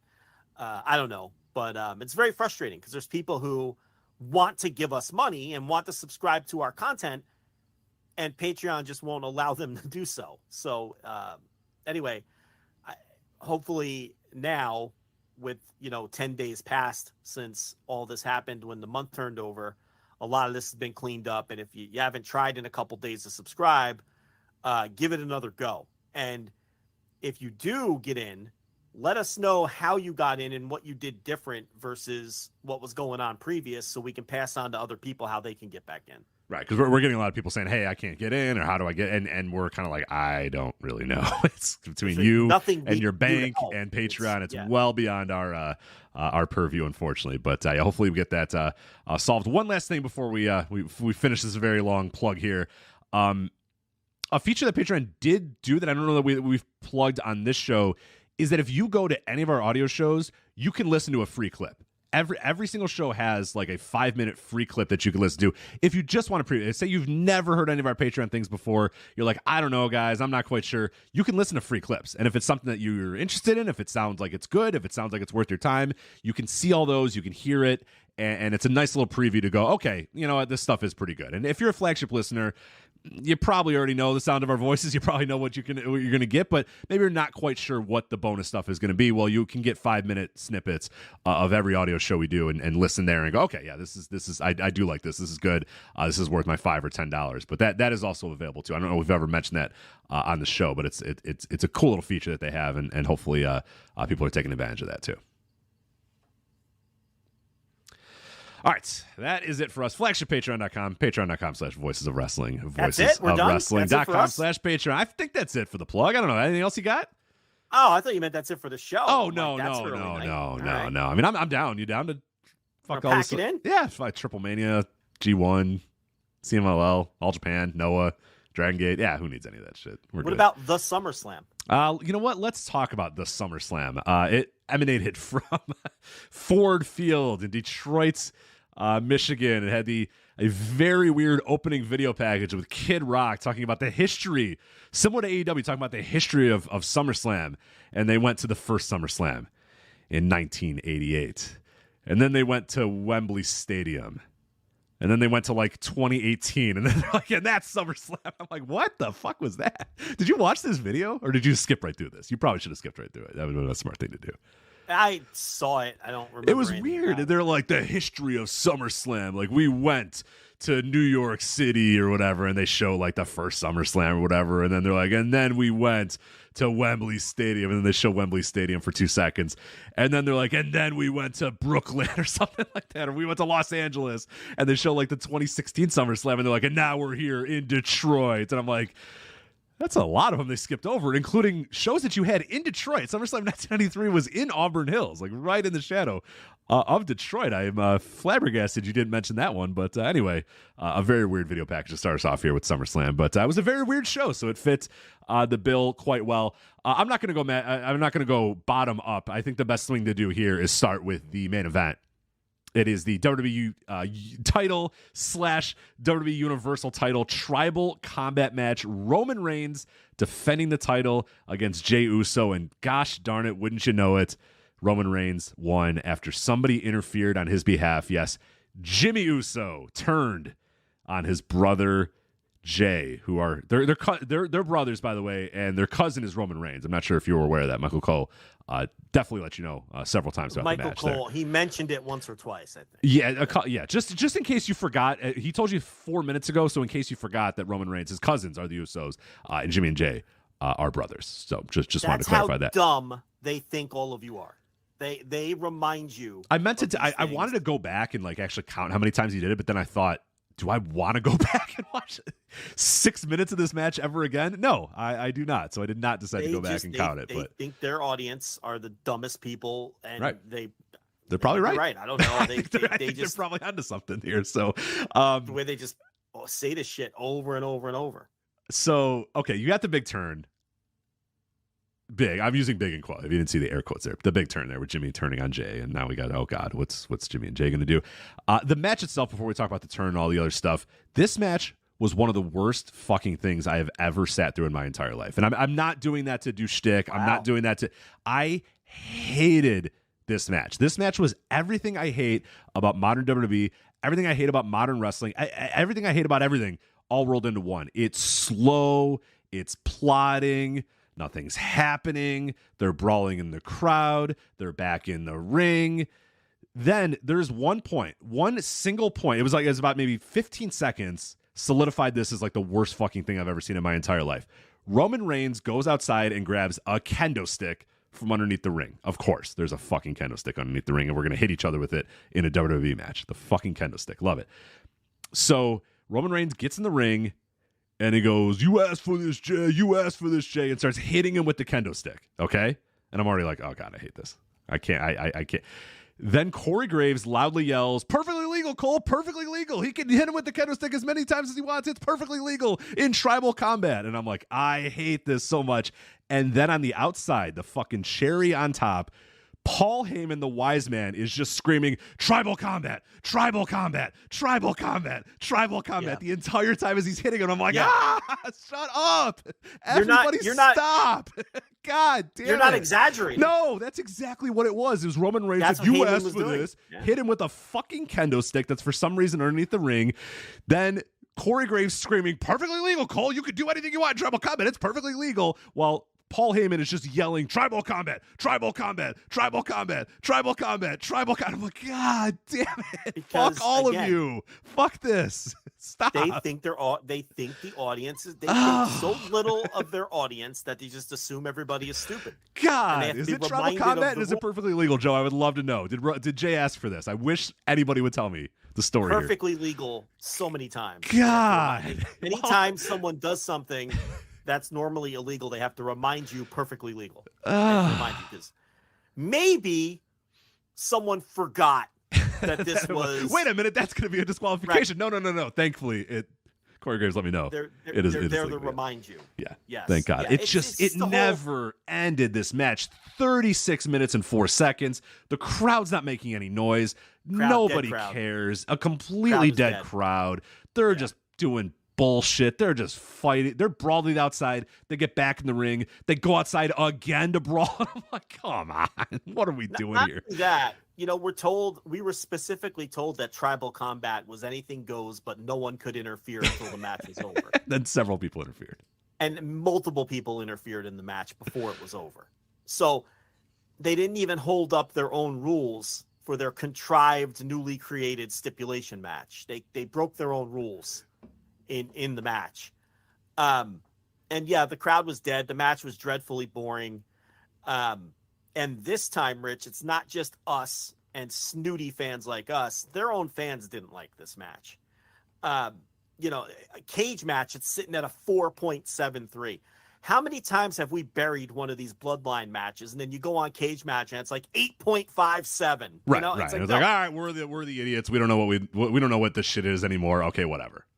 No, this match is being universally panned as a boring match, and I think a couple of the takeaways for me was Jey Uso has no star presence. Oh God, no, no. We're done. Totally We're done with out main of event place. Jey. Main event Jey is Yeah, done. we're done with that. He's not a main event player. He's not a world champion. He's not a guy that has that has main event presence in the ring. He did not come across that way at all, and this was his opportunity in front of 50,000 fans in the second biggest main event of the year. And he came up short. He did not come across like a future main event player at all. The other thing is, the reason the fans weren't really into this match is this is a creation of their own doing. It's kind of a double-edged sword in that this storyline is over. The company is over right now. We know they're doing good television ratings and they're selling tickets. The problem is they have taught their audience that, particularly with this storyline, nothing matters until someone turns, right? So the fans sit around and they wait for someone to interfere, or they wait for one of these people to turn, and then they know, okay, well, now it's time now we can react. Right. They've come full circle. We're back to the Attitude Era, where there was a time in the midst of the Attitude Era where wrestling matches were boring as fuck, where guys would go in there and do good wrestling matches. There was some good stuff. But in 98 and 99 in particular, the worm kind of started to turn in 2000 and 2001. Once guys got a little bit better and the crowd sort of, were able to come back a little bit, and a little bit of the Attitude Era craziness of 98 and 99 went away. But in those times, like if a match went longer than 5 minutes, the crowd would chant boring.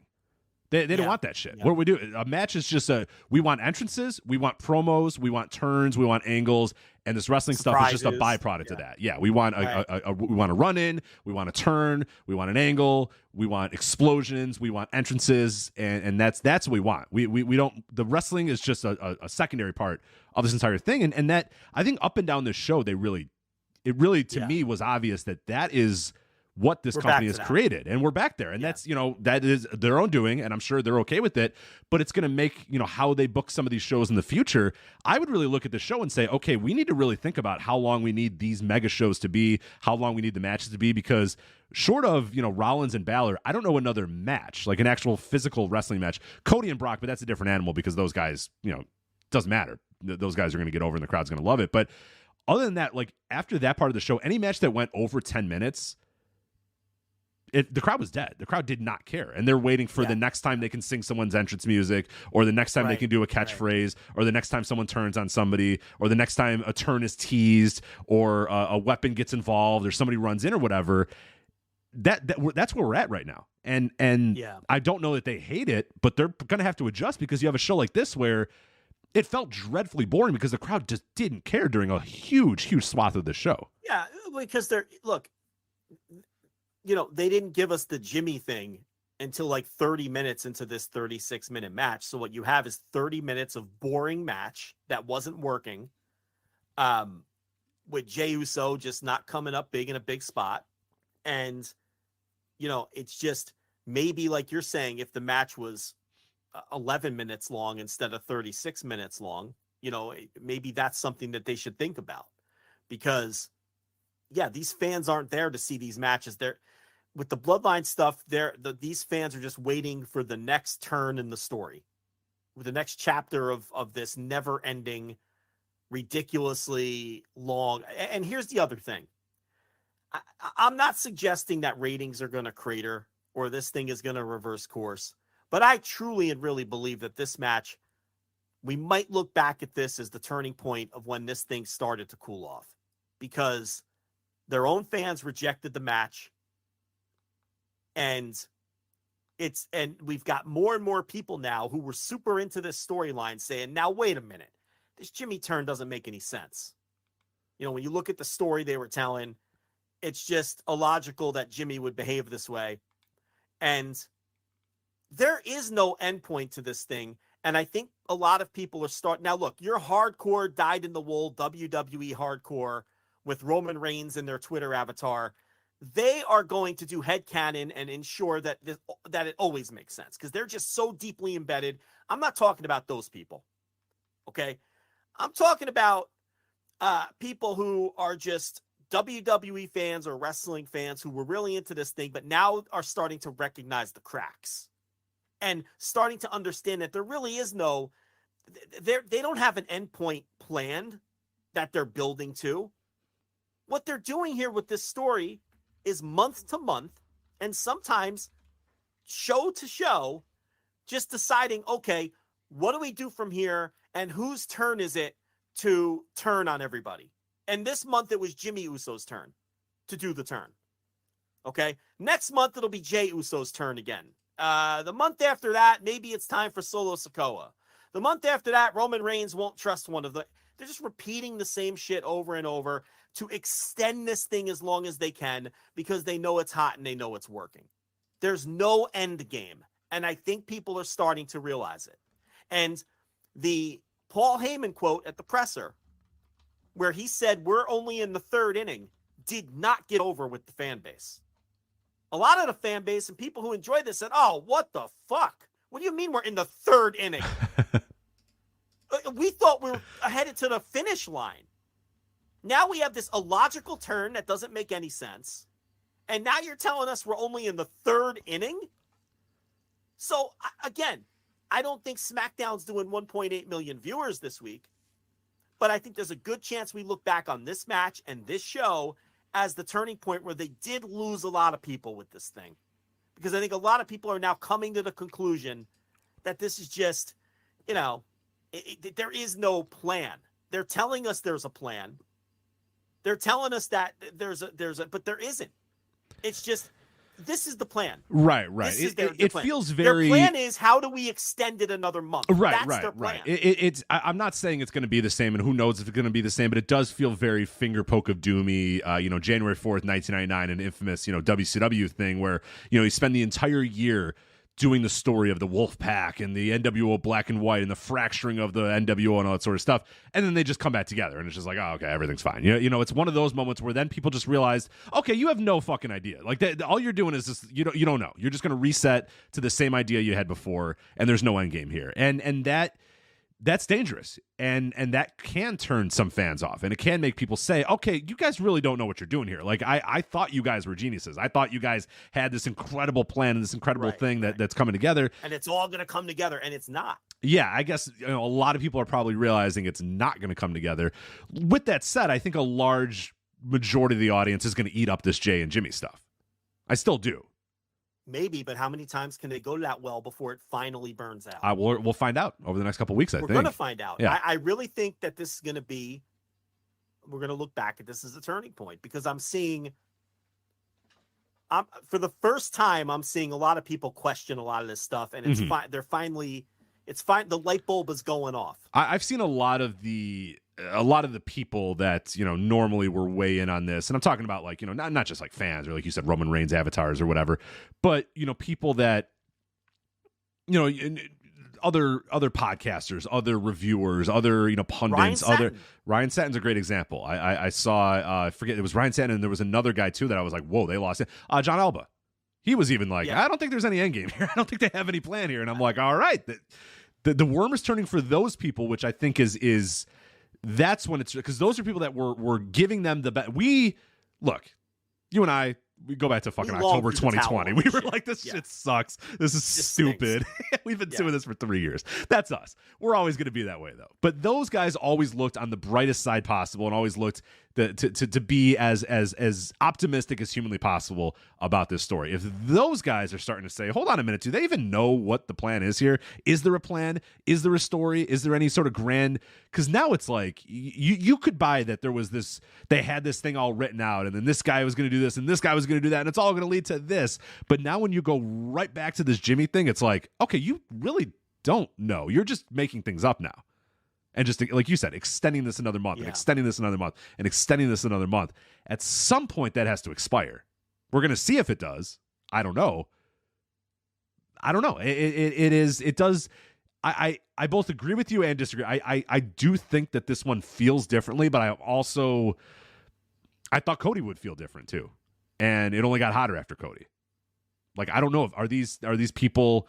I likened this a little bit, and I have an article written, and I'm not going to do it because it's just going to make people upset or whatever. So I'm going to briefly talk about it here. But you go and look at doomsday prophets and the people that follow them, the cult leaders that talk about doomsdays or whatever. I'm not calling WWE fans cultists or anything like that. I'm just saying those people. Why not? No, I guess so. All right, those people.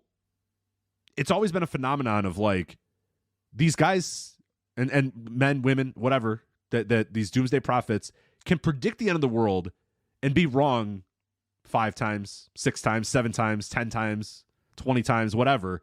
Predict the end of the world is going to come this year, and they're wrong. And then the next year they go, actually, sorry, I was wrong. It was this year. And the phenomenon is that people have never quite figured out why the followers don't say, this guy's full of shit. What's he talking about? He has no idea. A lot of times they believe him even more. And they get more involved and more in on it. And more, no, he's going to be right this time. And then when it's not right the next time, but that's just God testing us or something. Oh, that's just, he knew and he told us it was coming. So this year it's going to be right. And that's I've done a lot of reading and I've listened to a lot of podcasts about that, about how people just can't understand. And people have tried to study why people that get into cults with these doomsday prophets don't leave after the person's wrong 3 or 4 times about when the end of the world is. And don't realize that these person's full of shit and they don't know anything. I don't know. And I think there's a real possibility that WWE fans are going to be the exact same and say, aha. Yeah, because we've been told there's so many endpoints to this, and these endpoints come and go, and there's no endpoint. Right. So when are they finally going to leave? Third inning. Right. When are they finally going to say, you guys don't have, you don't know when the end of the world is. You're full of shit about everything. I'm out. The thing about it too is, and this is now public, but it's something that I've been talking about, hinting about, and flat out talking about directly, is that, but Sean Ross Sapp put out something earlier this week. I think it was Sean Ross Sapp. I'm 90% certain it was Sean Ross Sapp, but it may have been Dave. I can't remember. But I think it was Sean. He put out that someone in the company told him that it's Heyman, it's Roman Reigns and Heyman that are deciding when that title is lost. And that tells you right there's no plan. Hell no. It's up to Roman Reigns, which means it's up to Heyman because Heyman is pulling Roman's strings. We all know that. That's no secret either. And at one point, I know that Cody was earmarked to win at WrestleMania. Of course he was. But Roman changed his mind. Of course he Roman was. and Heyman changed their minds. Anybody, said, no, we're not going to do it. Anybody that tells you, they didn't, no, Cody was never the plan or never the story is fucking wrong. They're fucking wrong. Flat out not true. And that's why, that's how Triple H is full of shit, and everyone's full of shit on this, that there's some kind of grand story that they're telling with an endpoint, because it's basically month to month whether Roman has decided it's time to lose or not. That's it. And until Roman decides to lose, they're going to find new and contrived ways to keep it going, to keep the flame lit. This month, it's Jimmy turning on Jay.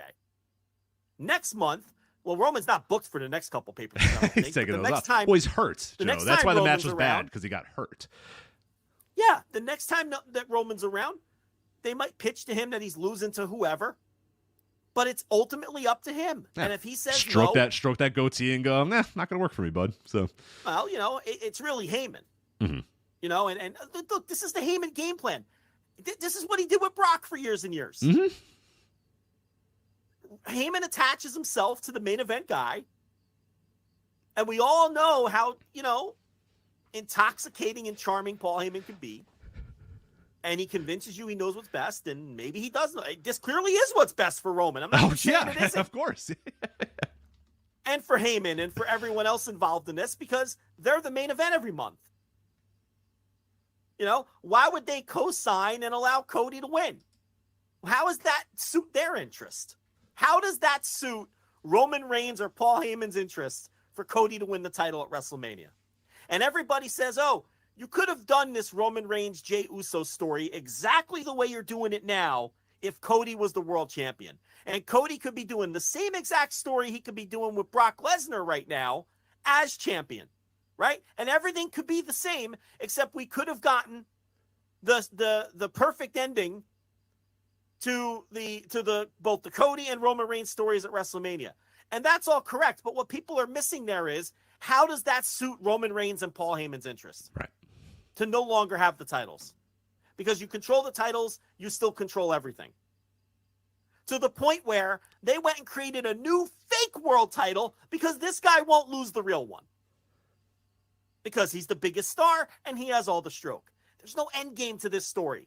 The Bloodline is not some masterpiece that's pre-written. It's month to month. And this month, it's, fuck it. Jimmy will turn. Right, let's throw a dart. Jimmy. Yep, Jimmy's going to turn. Doesn't make any sense, but Jimmy will turn. And, we'll do another tribal council and another trial. The headcanon here is, and this is what, because Abraham Delgado wrote a great piece for us at voicesofwrestling.com, and some of the Twitter replies, the X replies, were one of the guys was like, Jimmy's upset because Jay said he was going to be the head of the table, and Jimmy wants to be head of the table. And I'm like, doesn't make any fucking sense because he's going to just say Roman's the head of the table at this point, because Jimmy's going to go down there and Roman's going to say, acknowledge me, and Jimmy's going to go, I acknowledge you, tribal chief. It's like, that's not the story. Like, you've made up that story. That's not the fucking story. And if it is the story, that's a bad story. It's a stupid story. Because Jimmy don't want to be. Jimmy doesn't want to be the head of the table. He doesn't want to be the tribal leader. He's never said that ever. It makes sense if you want it to. Right. Make exactly. Sense, exactly.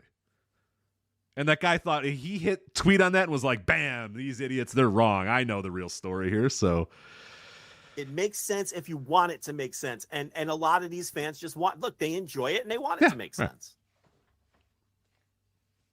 But I feel like this time they did lose some people, or they're starting to lose some people who are now like, I don't know. And that's any wrestling storyline. Eventually it wears out its welcome. And, maybe this is the beginning point. And, and like I said, it's not like I expect SmackDown to do 1.7 million this week. Probably do another big number. But it feels different coming off of this one. It feels like they're finally been discovered, by more people than ever that, this thing, there is no grand plan. Right. Maybe the mask is finally off a little bit where it's just like, okay, they don't know what the fuck they're doing. They're caught with their pants down. They don't know what they're doing. They don't know what they're doing. This is a month-to-month thing. This is, the same old world champion protecting his own spot for as long as he can. And that's all this is, wrapped up in a lot of community theater acting on a week in, week out basis. That's what it is. Do the elders know about this? What? Right. The fuck are we doing? So Ford Field, acknowledge me, and all these dorks put their fingers up in the air. Yeah. It's like, well, actually, to be fair, most of them at least booed him this time. Yeah, they actually did this time. But because they were behind Jay. But yeah, no, not a good match. Way too long. Way too long. And then you just, fans sitting around waiting for the next chapter as opposed to getting, because the psychology of the match itself doesn't matter because they all know there's going to be some big angle at the end that determines how the match they didn't goes. They didn't buy any Jey Uso near fall because they knew. Why would they? None of this is going to matter until Solo comes out. None of this is going to matter until Jimmy comes out. None of this is going to matter. We're going to get something. And I don't really give a shit that Jey Uso's got a pinfall of 19 minutes into this match because I know goddamn well that's not going to matter. And they're right. And it has never mattered. It has never. A random pinfall 19 minutes into a Roman Reigns match has not mattered in the last 3 years. So they're right to not think that. Yeah. And there you go. So, yeah, I thought it was atrocious. I hated it. I just absolutely. It's just way too long. Dead crowd. Bad work.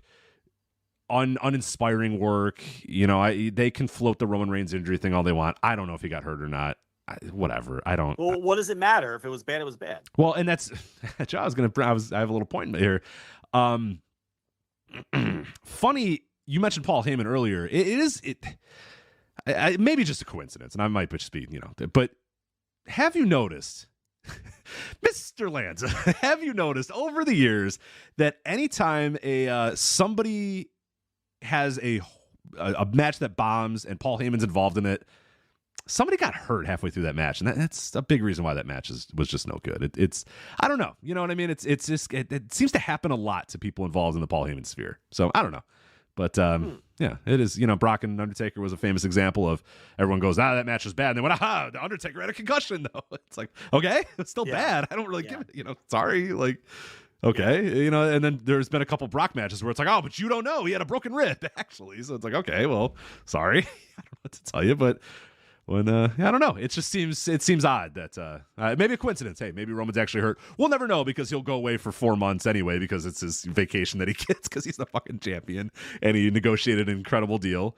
And they they're completely beholden to him until he drops that title, which he's never going to do. So, there you go. So yeah, just I hated it. I went dud. I couldn't stand this match. Just awful to me.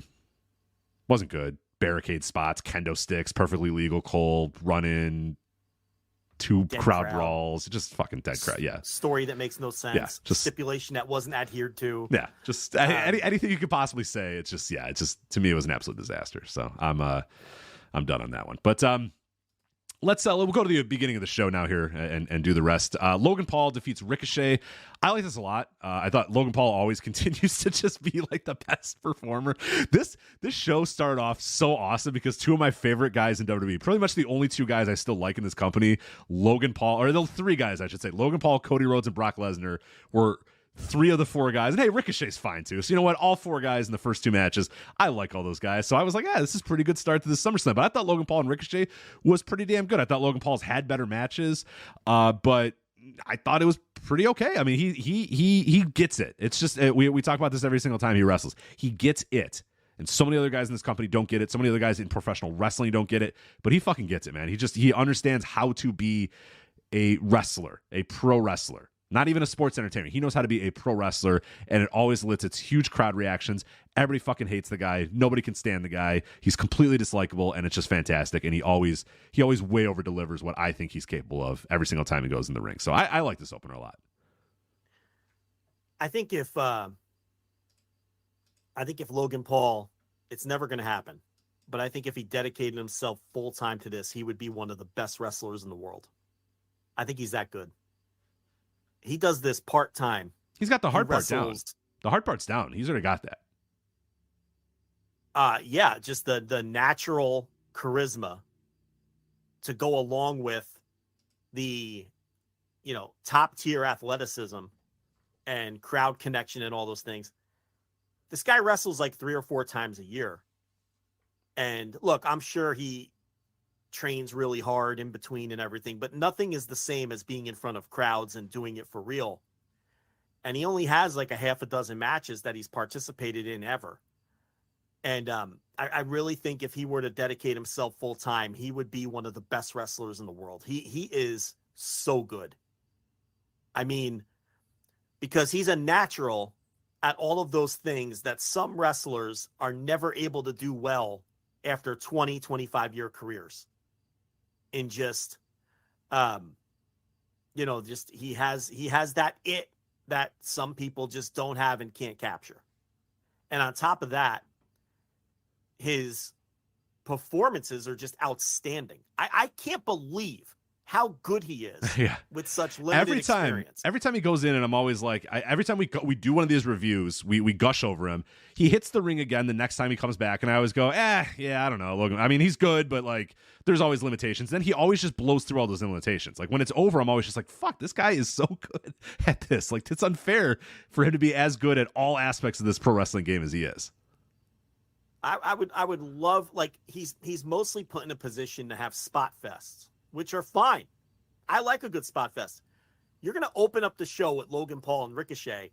I don't need you to tell me some I don't need you to do deep pro wrestling psychology. I want that to be a spot fest. And he's so good at that style of match. And I feel like if, he dedicated himself full time and learned some of the nuances of pro wrestling, and you put him in there with some great workers, that I think he would pick up on the rest, because there's no reason to think that he wouldn't.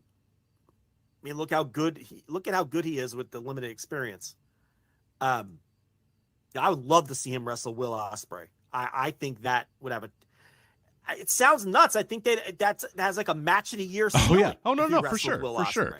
Yeah, and like, because I know people say like, oh, he goes in there a couple times a year and it's easy for him to get in there, and like, but there's other people that wrestle a couple times a year and they're not good. They don't get like I don't care. Like I don't care how the sausage is made. Like he goes out there. The bell rings, and he always impresses me, and it's always over, and it's always good, and I'm always enjoying it. And the crowd's always into it, and the matches are always delivering. And it's like, I don't really care if he rehearses this a lot or whatever. Oh, he couldn't do that every single week or whatever. I wouldn't use him that way anyway, even if I signed him as a real guy. You're just saying, like, if he just committed to doing pro wrestling and just said, hey, this is all I'm going to do, I'm not going to do any of this other stuff, he wouldn't wrestle more than a couple times a year is probably how I would use him. Why can't he do it every time anyway? Will Ospreay does. Yeah, I don't know. When does Will Ospreay have a match where he grabs a hold? I mean, you know, I feel like he feels like a star before he even steps through the ropes. You feel like you're watching a real star. And then he gets in the ring and he doesn't lose an ounce of that. Like between the bells, he feels like a massive star and performs like one. And performs with the confidence of somebody who's been doing this for 20 years. I mean, he really is. He is an absolute prodigy. I don't know if I've ever seen anyone this good this fast. I don't know if I've ever seen it. He blows me away every time I watch him. And yeah, obviously I thought this match was great. He was as spectacular as Ricochet was. He was like as good as Ricochet was. And Ricochet is fucking great. Ricochet is great and has been great for a decade. It's yeah. And again, it's not just the physical and the execution of the moves. He feels larger than life when he's in there on top of that. You know, so wrestling used to be littered with guys like this. You know what I mean? Where they own the room. The total package. Yeah, where they would come in and it was just like, yeah, that dude's got an aura about him, a star power about him, and he's got the. And it's so rare now that when you see a guy like a Logan Paul, you're just like, holy fuck, that dude's a star with a capital S. You know what I mean? Like that. That's what it looks like. That's what it looks like to have that aura that so many other guys lack. Most people in wrestling lack these days, honestly.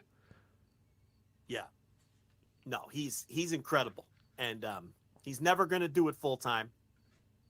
And he's never going to do it outside of the WWE. But whenever he works these shows, he is a clear highlight on these shows every single time. Two more guys who elicit that same reaction: Cody Rhodes and Brock Lesnar. I love this. You know, we're the last two Brock defenders in the world. I love every one of these Cody Brock matches, and this one was no exception. I just, Brock just absolutely beating the ever living shit out of this guy for 16 minutes straight, and Cody's just on the ropes, and he's got nothing left, and he's just beaten and battered and destroyed, and then he rises up and he eventually does it, and he overcomes the beast. Brock Lesnar. This stuff rules, man. It's just pure wrestling 101 type stuff. You know what I mean? It's a big brooding monster beating up the babyface. The babyface turns around at the end and prevails and wins, and the crowd cheers. It's like it's so fucking simple, and it's worked for 40 years and 50 years and 60 years, and it'll work for 60 years in the future too. It's just the easiest story you can tell in pro wrestling. It's one of those ones where you go, where I always say that pro wrestling is so easy, and we've invented ways to make it harder, and this is another example of that. It's just like, this is the template you can give 1,000 other matches, and it's going to work 1,000 times when you do it. It's just perfect, and especially with these guys and the aura that they have, it worked just to another level. I love this match. Yeah, the Logan Paul Ricochet match was a spot fest, and that's fine.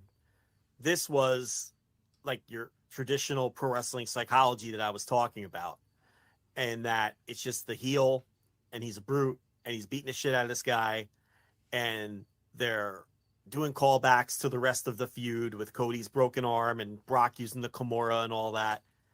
And it's just very simple story. It's a simple and effective story of the babyface having to overcome this physically imposing final boss of the company. And I loved it. I loved this match. You know, we were off to a 2-for-2 start with notebook matches here. Well, both of these were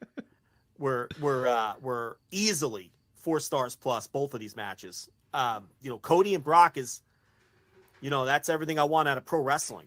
It's you're telling your story in the ring, and it's and both guys were great, and Cody is never afraid to take a beating. He's all marked up and bruised. Oh, he looked like he was in a war. Physical. How physical was that? Oh, because he let Brock beat the shit out of him, and Brock respects that shit, which is why he went into business for himself and put Cody over after it was done. And I don't know if you saw all that, but Triple H said Brock went into business for himself and endorsed Cody because Brock respects that. you know, because Cody went in there and he knew it was right for the story to just let Brock physically fucking manhandle him and throw him around and beat him up, because that's what the story of the match was. And this I have loved the Brock Cody thing. I mean, this feud from start to finish, I wish it was for the title. Unfortunately, it wasn't. But I still loved every second of it. I loved every match that they had. I love everything Brock does. He just, again, feels so much different than everybody else on the roster. You really feel like you're watching. When somebody beats Brock, it feels like they've accomplished something. And that's so hard in a company like this, where very often the wins and losses don't matter, often by design. But when someone beats Brock, you feel like that's an accomplishment, you know, and that's what we had here. And Cody is so great. Cody's completely full of shit. I mean, he is the most full of shit wrestler of full of shit wrestlers, but he is so great at what he does. He's a pro wrestler. And I mean, that's what he is. He is a throwback worker. That's what he is. You know, it's his latest. I always knew this is where I was meant to be. This motherfucker is going to go to AEW in 3 years, and he's going to do media. Yeah. This is always where I meant to be. I started this. He's just a worker, you know, and he's full of shit, but fucker, his match is great. This guy has not missed for me. You should be full of shit. This business is lying. The best part of this business is guys lying to each other. It's the best part, and people buy into it. And it let off a whole ring of discourse. Oh my God, Cody must have really hated his time in AEW, because he said leaving AEW was the easiest decision he ever made. Well, yeah, he said that in the WWE documentary. And when he comes back to AEW afterwards, he's gonna say, leaving WWE was easiest decision I ever made to come back to the place that I created. Or whatever. He's gonna keep doing that because he's a professional liar, and he's very good at it. He's very good at it. I will say this though, I'm getting real sick and tired of the if you only knew the whole story. Right, tell us the story then, Cody. What's the story? What's the story then? Either shut up or tell the story. Right. Those are the two options. Okay? And it's like, if you sign something, if you and Tony Khan sign something and you can't, then be quiet. You also can't tease it then. You can't do that either. That's right. But if not, then tell us. Otherwise, because that is getting so tiresome. Okay? If you fired your wife and you felt like you had to back her up and leave, just say so. If it was something else, say so. Now, he has come out and he has said, it wasn't any talent in the company that I couldn't get along with. He's talking about CM Punk. It wasn't, this or that. It was a personal issue is his new thing. It's like, we're getting closer, but either spill the beans or stop talking about it. Okay? And the hot rumor is that they fired Brandy. Mm-hmm, mm-hmm. And it's like, but as far as this guy's matches, he has not missed for me since he came back to this company. No, it's been great. And you put him in there with someone like Brock. I mean, the Rollins feud, I like that more than you did, because I love those 3 Rollins matches. Oh, yeah, I didn't love those as much. Yeah, you like them a lot more than I did, but I'm all in on this Brock shit, though. All in on it. The Brock matches, the Roman match until the shitty ending, the shitty finish with Solo, I thought was very good. But and we'll see what's next for Cody.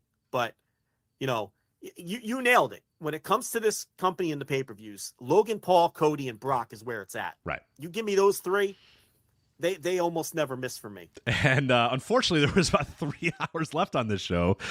And they missed several other times after that. So we'll quickly go over the rest of the show so we can get to some other stuff that we actually want to talk about.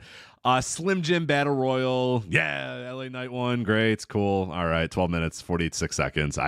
Total nothing match. Nothing. Just a bare basic Battle Royal with there's just nothing even to dissect or discuss. No. And the right guy won. I mean, look, the fans want this guy. They like saying, yeah. So just fucking give him the guy. Then. Right. Who cares? Do the match that I'm always talking about with freaking and which is and people go, yeah, Yeah, and we just do that for 25 minutes. Fine, do it. Why not? Who cares? Yeah. It's a parody of pro wrestling anyway, so fuck it. How about the collection of geeks in that battle royal, though? The already in the ring collection of geeks. I was like, somebody was doing a move to like Eric, and I was like, oh yeah, Eric. It's like Bronson Reed. They're like, oh, Bronson Reed's got Eric up, and I'm like, Eric. Oh yeah, there's Eric. Cool. You know, JD McDonough and Boogs and all these guys. It's just like, yikes.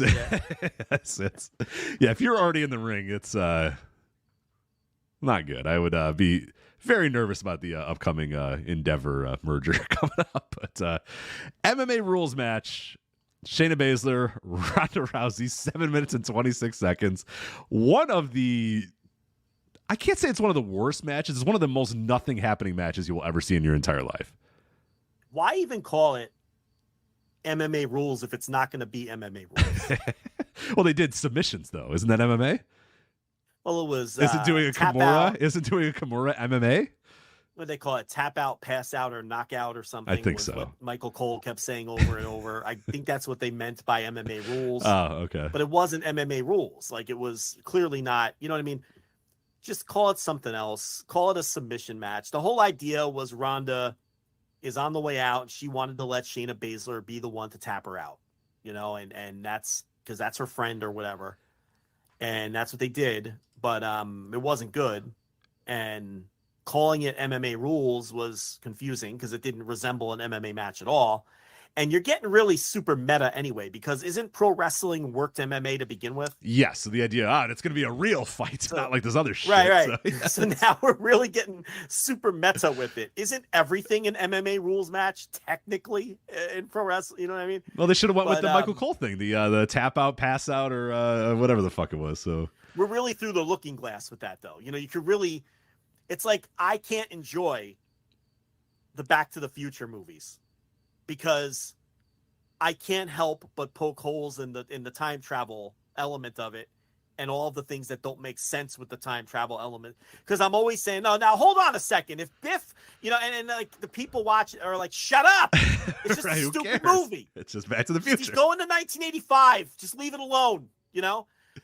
But that's like kind of like what this is. Like it's you know, we're getting real meta when we're doing right. This is like where WCW found themselves in 2000 with peak Vince Russo booking, where it's like you didn't know. It's like, okay, is this a real match because Buff Bagwell doesn't want to do the job, and it's like they can't. They had that one pay-per-view where the build to the main event was nobody wants to do the job. Who's going to do the job here on Sunday or whatever? Yeah. It's like, what are we doing? Yeah, We've lost the like, plot here. And it's like, so is every other match like work or every other match is a shoot, but this match is a shoot because the guys can't decide who's going to win or lose on the format. I'm like, what are we doing? We've really lost the plot here of what this is supposed to be. So, yeah. And I'm always like, aren't Marty McFly's parents, when he grows up, going to realize that it's the same fucking guy that hooked him up at the Enchantment Under the Sea dance? Like, because it's right. him. They're going to say, wait a minute. Hold on a sec. This is weird. They're going to go, wait, you're him. Like, you look like him. You're wearing the same clothes. Something's amiss here. Right? Like that, like I can't stop poking holes in that shit. But yeah, I don't know. This stunk. It was so bad. Another dud here for me. It just irredeemably, it wasn't even that bad. It was just nothing happened. It's just boring as fuck. It's just like the rolling. It looked like they were just rolling at like a gym or whatever, just getting ready. And all of a sudden Shayna puts her in something and then Ronda taps out. And they're like, oh my God, Ronda tapped out. Nobody cared. Nobody reacted. And then it was over. And you're just like, all right, whatever. Great. Cool. when I was a kid, I'm going to like a legitimate kid, like 10-year-old kid. I had the biggest crush on Leah Thompson when I was a little kid. Not only from Back to the Future, but like when she was in Howard the Duck. I remember when I was a little kid, I was like, wow, yeah, this Leah Thompson, she's something else. But it didn't sustain like through my puberty. Like I moved on to some other targets. A fleeting romance.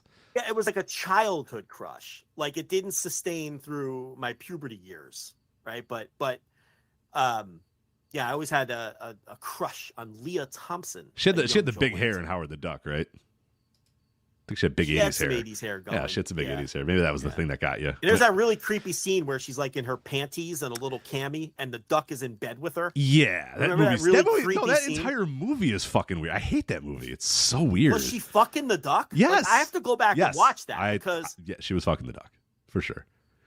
I haven't seen it in years, but or wanted to fuck the duck. She's wearing very very comfortable clothes. That's all I'll say for just hanging out. So I don't know. I think she wanted not a kids movie.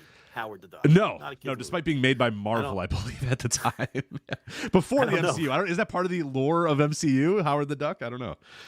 But the thing about it is, like, back in those days, my parents had no idea what I was watching. Oh, they didn't care, man. I'd go and rent a movie. They didn't give a shit what it was. Not even that. We just had cable, and I would just put on HBO at 11 o'clock at night. Oh, yeah. You saw a lot then, yeah. Whatever was on was on. Like, you know what I mean? Like, it wasn't like now. I know what these kids are watching, like, at all times, and there's all kinds of parental controls and shit.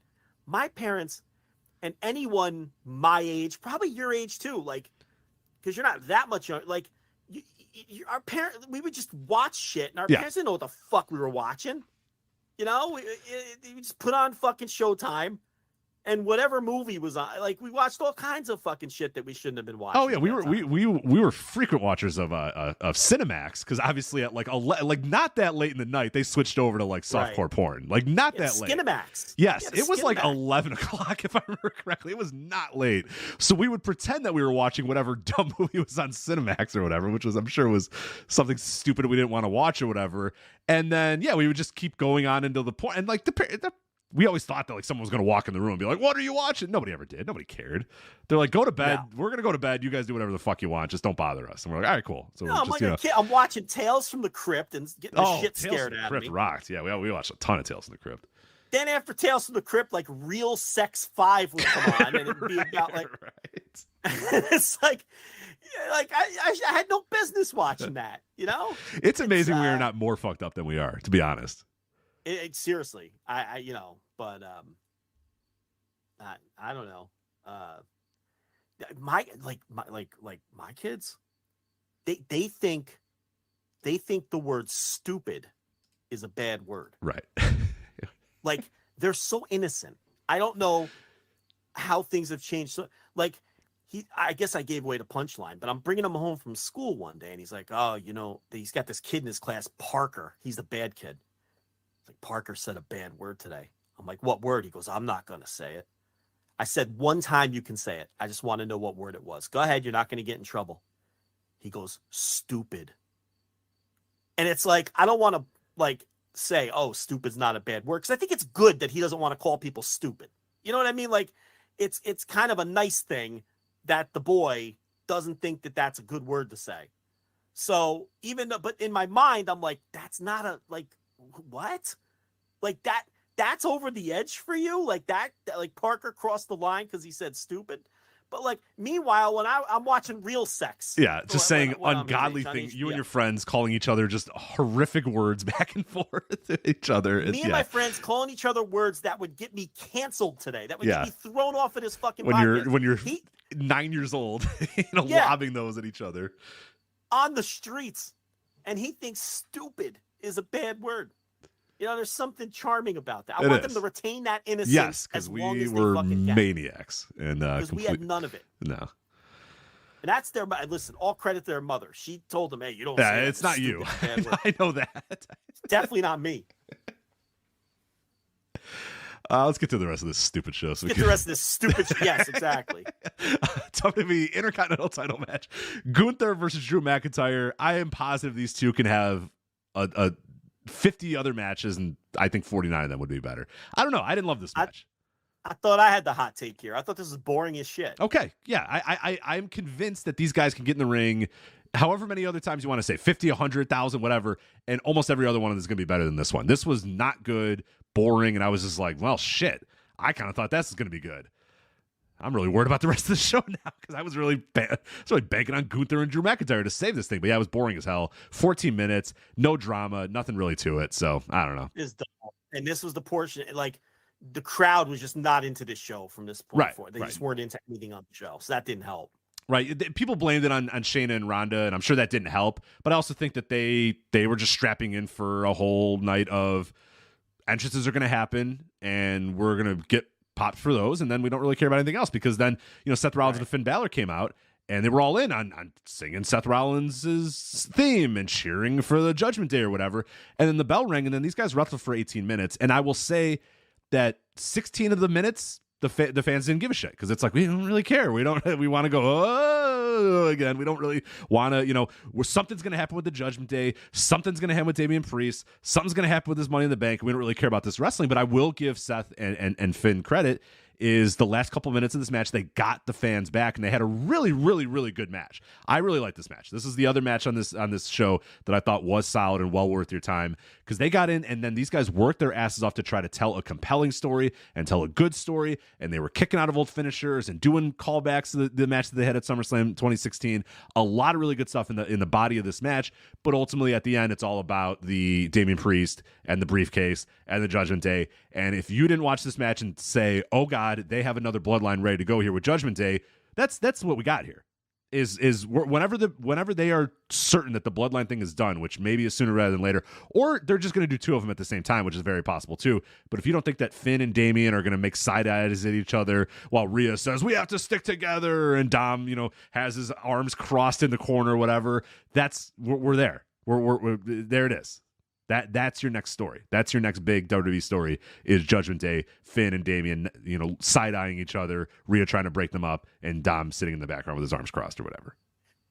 Yeah, I didn't think much of this at all. I didn't even think the match was, I thought it was a lot like Gunther and Drew McIntyre, in that I was just bored for most of it. I thought, and the Seth Rollins character is just so off-putting for me at this point. It's just, it's that over-the-top cartoonish thing that really connects with the modern audience that I just have no fucking use for. I have no use for Seth freaking Rollins. It's go away heat for me. And yeah, the match didn't do much for me. And then you had the gimmicked up finish. And I just, as a total package, I did not enjoy it. Who are these people that are still intrigued by the Money in the Bank? Who are you? Why? Why are you still interested in this? It's a funny thing. It's, it still gets a pop, and this really was an encapsulation of the kind of fan that they have nurtured. And Bianca Belair overcomes the bad leg, right? And wins her title back over two women. Valiantly as a babyface, right? Gets taken out, by the ring crew. Then says, "No, I'm coming back." It's a trope that's been done 1,000 times, but it works. Right? Look, did I think it was some great fucking match or story? No, but the idea behind it, and then she wins. This heel group comes out that she's been feuding with for fucking eternity. They're braining people with the briefcase. All the baby faces, Asuka, and Io Sky cashes in, and this crowd is molten for this. They are so hot for Io Sky cashing in. A heel, by the way. And screwing Bianca Belair out of this title that she just killed herself to win back. And the psychology is just so off and wrong. But these crowds, all they want is the moment. Right. They were dead for most of this. They were dead for most of this. And in canon, it's fine, because Michael Cole's telling you what an incredible moment this is. And it's what? And that's the other part of it that's infuriating. Michael Cole is putting this over like it's a great moment. When the Michael Cole role here should be how disgusted he is that Io Sky and Bayley have stolen Bianca Belair's title. And Bianca Belair left her blood, sweat, and tears in there and had an injured leg. And they have come and they have stolen her title. The title that they couldn't win from her, fair and square.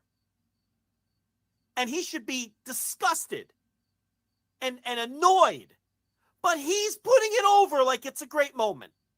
Because they've cultivated this with their fans. Because you have the babyface announcer saying what a great moment it is. Right. And You there's have Dakota people- Kai. Unbelievable. She's injured, but she's here. And it's like, that's the heel group, right?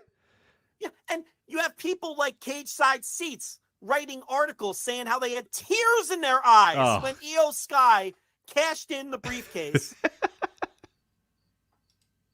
And it's like, I don't understand wrestling anymore then. Why are we celebrating Bianca Belair getting screwed here? And then I saw some people say to me, well, they're going to turn. They're going to do a double turn. But they haven't yet. Yeah, let them do that, though. And they haven't. This wasn't a turn. There's no turn here. Maybe they will. I don't know, but they Bianca haven't. did nothing to elicit this turn. She worked her ass off, gutted through injury, and won her title back. Where's the turn here? It's this whole Io Sky finally gets her turn bullshit that has permeated this company for a decade. And it's like, even from that standpoint, if you're an Io Sky fan, why do you want to see her win the title like this? Why does this... I don't understand why this connects with people. It's a moment. It sucks. It fucking sucks. It feels unearned from a kayfabe point of view. Totally unearned. The Money in the Bank cash-in is... We've lost our plot with that. We've lost our plot with that. It's a heel device to steal a title. A babyface should never cash in to take advantage of a scenario. And then get You Deserve a chance in the crowd. It's like Never. And this wasn't even a babyface. This is a heel. And Michael Cole is putting it over like it's a great moment. I don't fucking get it. And I admit that I don't get it. This is why I hate this fucking company. It's all mixed up. It's all backwards. None of it makes sense. The wrong shit gets over. Because I just... But again, is it the children that are out of touch, Rich? Or is it me? You? I don't know. Now, Jordan Smith... Is anything I'm saying wrong? No. And Jordan Smith in the No chat room brings up a great point. He says, people should be mad that someone as talented as Io Sky would stoop so low as to use the Money in the Bank gimmick to win anything. Like the old Ric Flair heat, where you don't like cheating, but furious that someone that good doesn't need to cheat and is still cheating. Yeah, or you should just be mad that the heel cheated the Right. babyface. And that Bianca Belair worked her ass off to win her title back and then had it stolen from her. But then even the company themselves are selling it as a great moment. Right. And that's where I was just like, okay, I don't know anymore.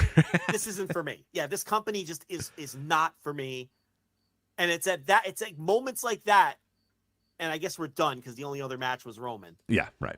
It's moments like that where I'm watching these shows and I'm just like, I gotta go watch some fucking lucha. I have to cleanse. I need my shit.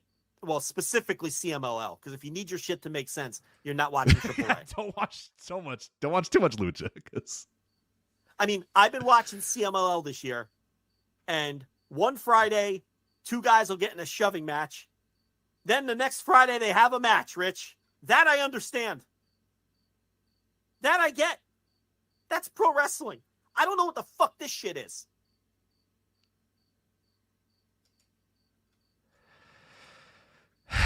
that is SummerSlam. Let's see. You want to talk your lucha, or do you want to do G1? What would you prefer here?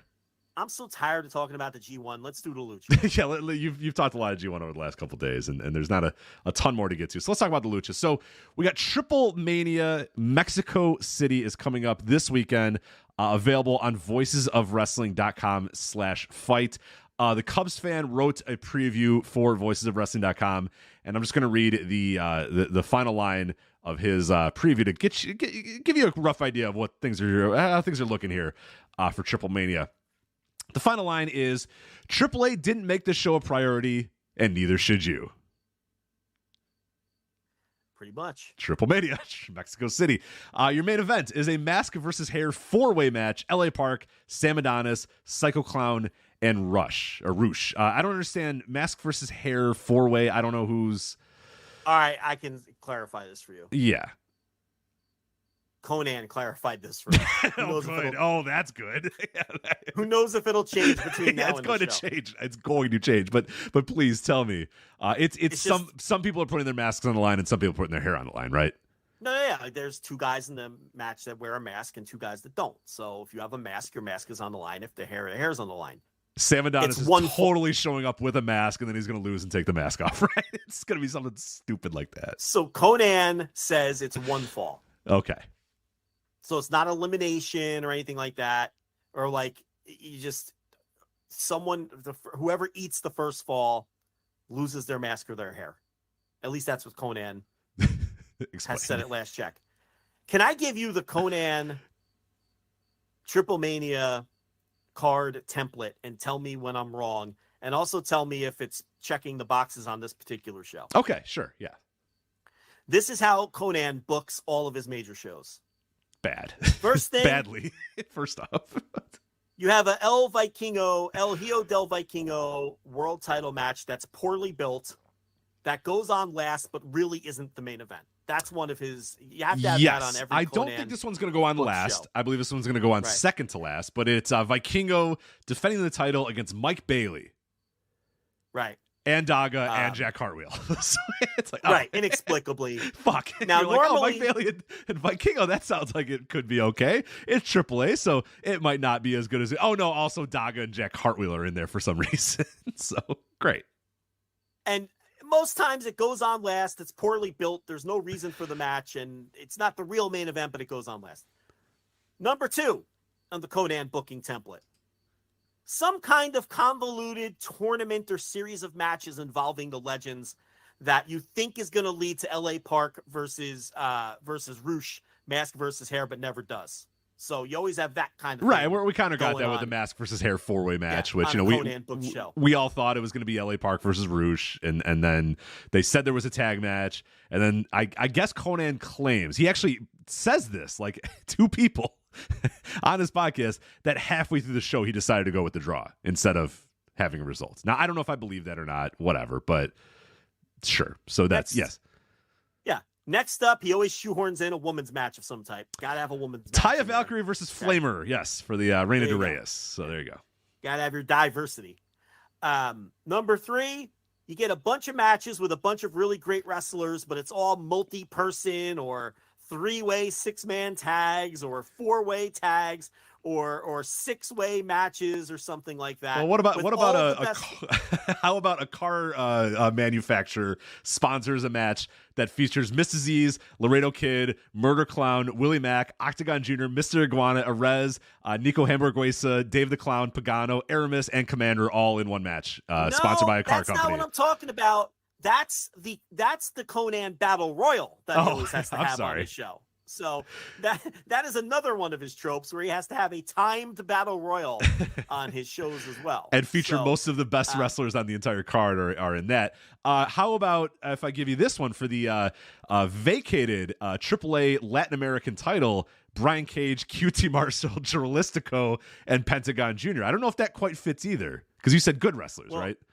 I love what Cubs wrote about that. Yeah, do you want me to read it? I'm going to read it word for word. Okay, so this is in the preview for this Pentagon, QT Marshall, Drellistico, Brian Cage match for the AAA Latin America Championship, the vacant AAA Latin America Championship. Quote, the idea here is Phoenix held this, and the Cruiserweight Championship, Phoenix hasn't been to Mexico because of AEW commitments, and AAA fans demanded more title defenses. So AAA stripped Phoenix and promised to have a title match on TripleMania. It was a good line, instantly exposed as lunacy when AAA announced the challengers were all wrestlers who work for AEW, just like Phoenix. Maybe there's a secret plan to get the winner on AAA TV a lot, and it'll work out in the end. Right now, it looks like a dumb plan, even for AAA. Yeah. He can't be champ anymore. He's on AEW too much. Now everybody in the match works for AEW. It's incredible. I love this company. Is this company actually good now? I think they're actually good now. They're so bad, I think they're good again. No. Okay, they're bad. All right. No. You know, Conan also has I'm paraphrasing him, but he says, AAA is not for the smarks. They shouldn't. Yeah, well, clearly. I don't know. yeah, he's right. Thank you, Conan. I will not watch the show. Thank you. I mean, all the buildings are empty, so I don't know who's it for then. You haven't just lost the smarks. So, yeah, and then I guess we've done every match. Well, Nicho is taking on Negro Casas. Yeah, that's the only match that rules. That match fucking rocks. It was at least built from something. I mean, you know, you could. It's like maybe the only match on the show that had an actual build. But yeah, and then you've got your Battle Royal. Talked about the women's title match. There's also like a thrown together, 6-woman match at the beginning too, and I don't know. Is there any Marvel match though? I don't think there's a Marvel match. They're not. I don't think they're doing that anymore. Okay, well. AAA Mexico City coming up this weekend. Make sure you order that on voicesofwrestling.com/fight, by the way, if you're going to order it. Has Cubs fan advised that I not watch that as well? He has not DM'd me yet. He usually does that after the show. He knows you're going to watch it. His last message was, I can't stop Joe from watching bad wrestling, but I can't stop you. So we'll see. Well, we can talk about the complete polar opposite, the dichotomy of Triple H, which is CMLL, which is a very well-built anniversary show that they have put together. So we've got Atlantis, Blue Panther, and Octagon versus Fuerza Guerrera, Satanico, and Virus. Now, this is the 90th anniversary, and this is all the veterans. So they were going to have a spot on the card. I did watch the oh shit, who did Satanico have that lightning match with? It was with it was Tiger Mask, Rich. Okay. I watched a Satanico Tiger Mask lightning match in June. And Satanico is probably in his 70s. He's 73 years old. And Tiger Mask is probably in his mid 50s at this point. And he wasn't, for a 73-year-old guy, with that caveat, he really wasn't that bad. But, yeah, this is just, the legends. And, you're going to have a match like this on a show like this. But the meat of the card here, we've got Soberano Jr. and Titan versus Lince Dorado and Samurai Del Sol. Now, obviously, you would think, why wouldn't Metalik be in this match? Because you'd have the whole Lucha House Party back together. Right? Oh, right. Yeah. So I don't know. I don't know what's up with that, because Metalik has been working CMLL shows. Now, he's been getting mixed reviews, to be fair.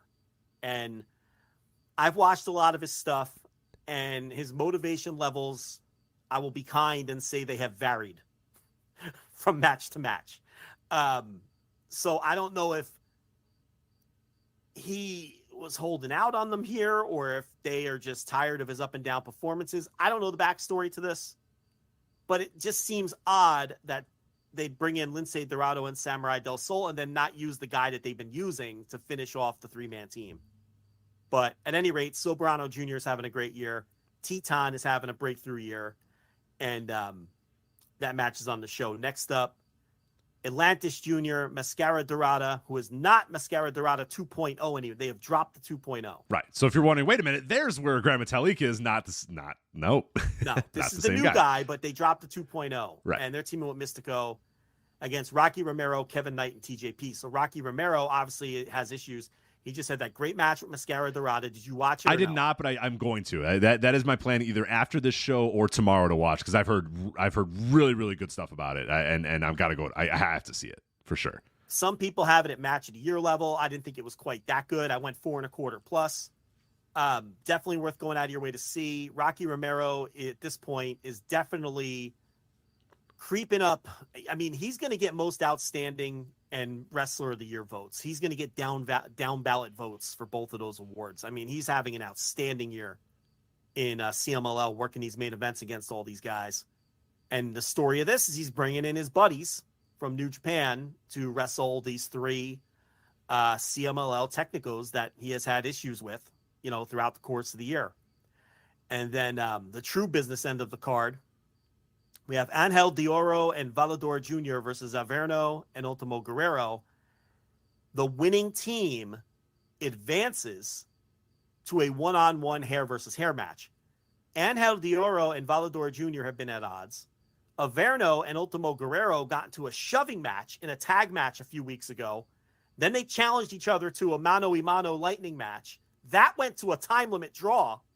And then in the post-match of that, they both did a bunch of mic work where I assume they challenged each other to the hair match. So we have these two sets of guys who have challenged each other to hair matches. So they're going to have a tag team match first, with the idea being we have to work together to win the tag match so we can then have a singles match so I can take your fucking hair, is the idea here. So one of these four is going to lose their hair. And all I have to say about that is Averno always looked good with shorter hair. So, that's how I think yeah, that's where you're predicting there. You don't think inexplicably has this long hair now that he's never had in his career. Might be a good tip off, yeah. And I just think, he's due for a Ultimo haircut. Guerrero. He's due for a haircut. Yeah, I could totally see Ultimo Guerrero beating him, raising the roof, getting out those scissors, and cutting his hair off. But honestly, I mean, I wouldn't be shocked if the other two win and Angel de Oro loses his hair. I don't think Ultimo Guerrero will lose his hair. I don't think Volador Jr. will lose his hair. I would say 75% Averno and 25% Angel de Oro. So we'll see. And then they're doing a mask match. Two guys who've been feuding the last couple of months, Templario, who is also having an excellent year, and Dragon Rojo Jr. They've been feuding for the last couple months. They've been doing a gimmick where they rip each other's masks off during the matches, and this is all coming to a head. So someone's going to lose their hair on this show. Someone's going to lose a mask on this show. And I would think it would be Dragon Rojo Jr., but I guess you never know. Yeah, because Templario's, he's still he's younger, right? I think he's 30-ish. He's got to be early 30s. And I want to say Dragon Rojo. Talking about? Yeah, Templario is in his early 30s, right? Templario, I want to say he's pretty young, if I remember. Oh, he's 31. Okay. Yeah, I don't think Let me check the age. I don't know these ages all the time. Yeah, it's hard to tell in Mexico too with the masks. Dragon Rojo Jr. is 40. Okay. He'd look 40. Hey, good so for him. He's got a good body. You like the theory of cashing out. Yeah, right. Yeah. He's yeah, I mean, I don't think Templario is in a position right now where I would be betting on him to lose his mask, honestly. His career's just starting to heat up a little here. Right. He's one of these breakout guys, Templario, Soberano Jr., Teton, the new Mascara Dorada. There's so many guys this year in CMLL who are breaking out in Arena Mexico, and he's part of that group. Atlantis Jr., although you could point to last year as the start of his sort of rise up the card. It's funny because, and they're rolling out the CMLL women's tag team titles too, which is something new. So La Jorachita and I guess you pronounce that Juvia versus Stephanie Vakir, who people saw against it was Sasha Banks, right? Or did she wrestle Willow? I thought she wrestled Mercedes. I thought she wrestled Mercedes, but maybe I'm wrong. Yeah. But I can't give you much on that. I always skip the women's matches when I watch the Arena Mexico shows. But and they're doing a tournament final too. So in the Discord we were talking, some people were disappointed because we thought maybe we get Hechicero versus Euphoria on this show because Hechicero did his babyface turn, and those guys are still feuding, but there's only so many spots, on these shows, and you were going to get the veterans in there. That 6-man, that trios match was, they were going to do something like that. You knew they were. And, they're going to do these women's tag team titles. And outside of that, when you look at the rest of this card, what do you bump? That's a hell of a card. I mean, yeah, you're not bumping that Atlantis Blue Panther Octagon match. You're not bumping the Dorado Samurai del Sol Soberano Titan. I mean, that's going to be a hell of a match. You got to get I mean, you could argue that Lince Dorado and Samurai del Sol. Right, but Soberano, you got to get him in a big spot. Soberano Jr. and Titan needed to be on the card. Right. So right, Rocky, really you're not bumping that. Rocky this year with the year that he's having. No, you're not. Yeah. And then the other stuff is, you're not bumping, the hair mask and the hair match, and definitely not doing the mask match. So yeah, it's a fucking loaded card. It's a really loaded good show, and I'd like to see Hechicero Euphoria. Believe me, there's a lot going on. It looks these CMLL shows have been good. I mean, I just watched through July. the other night, you know, and I, you know, I've been so into it, Rich. I'm not even just watching the Friday Arena Mexico shows now. I've been watching like the Puebla shows and you know, the Guadalajara stuff that pops up because it's just it's all been so good and so fun. You know, there was a tag team hair match on the 14th with Akuma and Dark Magic versus Espirito Negro and Rey Cometa, and I thought that kicked ass. You know, I went notebook on that.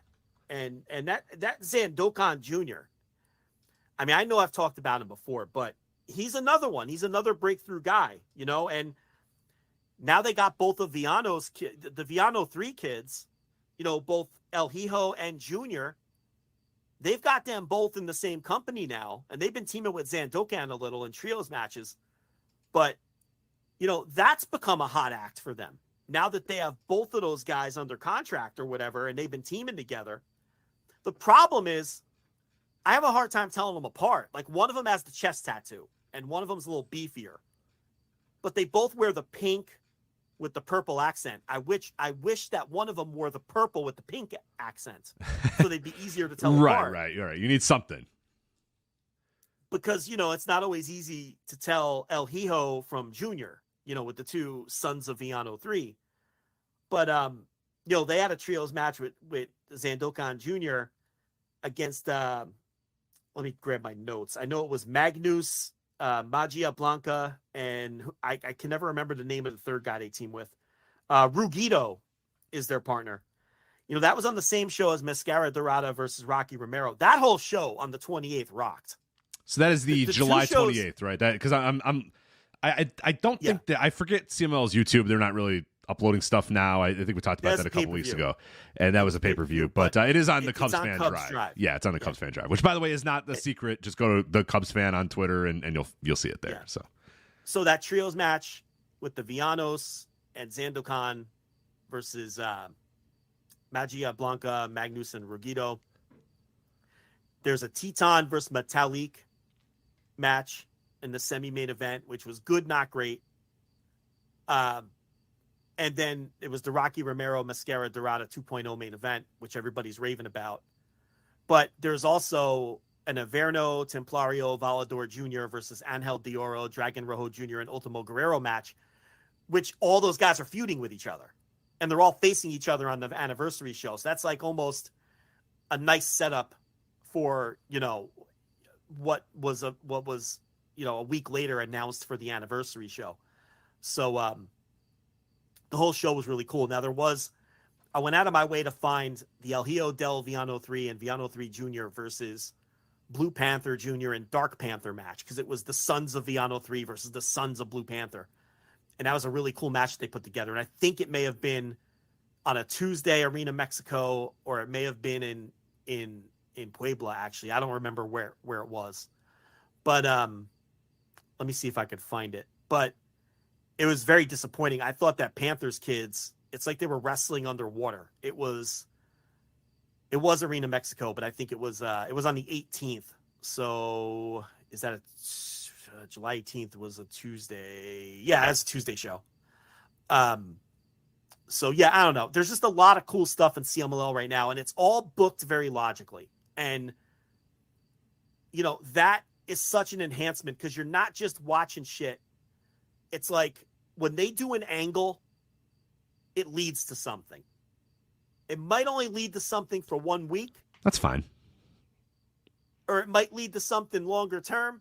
But if they do an angle, you can count on it leading to something. And I know we're running short on time. We got to do G1, but one more thing. Zandokan Jr., I mean, I know I've been raving about him. But there's a guy that he teams with on some of these shows by the name of Defunto. Okay? Let me make sure this is my guy. He might even have more charisma. Charisma. He might even have, El Charismo. Yes. He might even have more charisma than Zandokan. I mean, you know, so, you know, this whole this El Defunto, he is something else. And it's like they don't have enough room on these Arena Mexico shows for all of the talent that has broken out this year. It's just so much fun. and I try to make sure we've been talking about it. They're not just, forget Arena Mexico. I just saw that they're selling out Puebla weeks in advance now. I mean, they're selling out the other buildings now weeks in advance. So enjoy it while it lasts. You never know with CMLL. It can turn on a dime. I don't get the sense that this will, but we'll see what happens after the anniversary show, because we know in this company that sometimes the booking can get very lazy and complacent. But right now, there just seems to be so much effort being put in. And the wrestlers that are breaking through and making an impression are being rewarded. And that's so important in wrestling. It's so frustrating as a fan sometimes when you watch a promotion and someone's breaking through and they're not being rewarded or they're not being used properly. But right now, they're noticing when these guys break through, and they're noticing what's connecting, and they're running with it. And I was very pleased when that anniversary lineup came out, because it's always, it could have gone sideways, and it didn't. I think they really did the right thing with that card, and I'm really looking forward to it. Yeah, I really got to catch up on their stuff. I'm gonna make that a mission over the next week to really do that. And I have the page saved. I'm gonna keep it up open on my window, and the Cubs blog definitely is gonna start with that July 28th show and just kind of work my way through the month of July, because everything I've seen up until that point has been really, really good, and I've kind of fallen back over the last month or so, and it's time to get back on there as we lead up to that anniversary show, September 16th, obviously from Arena Mexico, the 90th anniversary of CMLL that is coming up in September. So quickly, a few other things going on in the world of Japan, a few other tournaments that are happening. All Japan's Royal Road tournament is starting August 19th, running through August 27th. Is the 10th time they've done one of these tournaments. Obviously, it comes usually the final few days of the G1. In this case, it'll be they will begin on the day that the final G1 day happens, which is coming up in a couple days here. But yeah, it's current All Japan. It looks like a pretty current All Japan tournament for the most part. But I don't know. I think there's some good stuff in there, and I've really, everything that I've watched of All Japan this year, I've really enjoyed.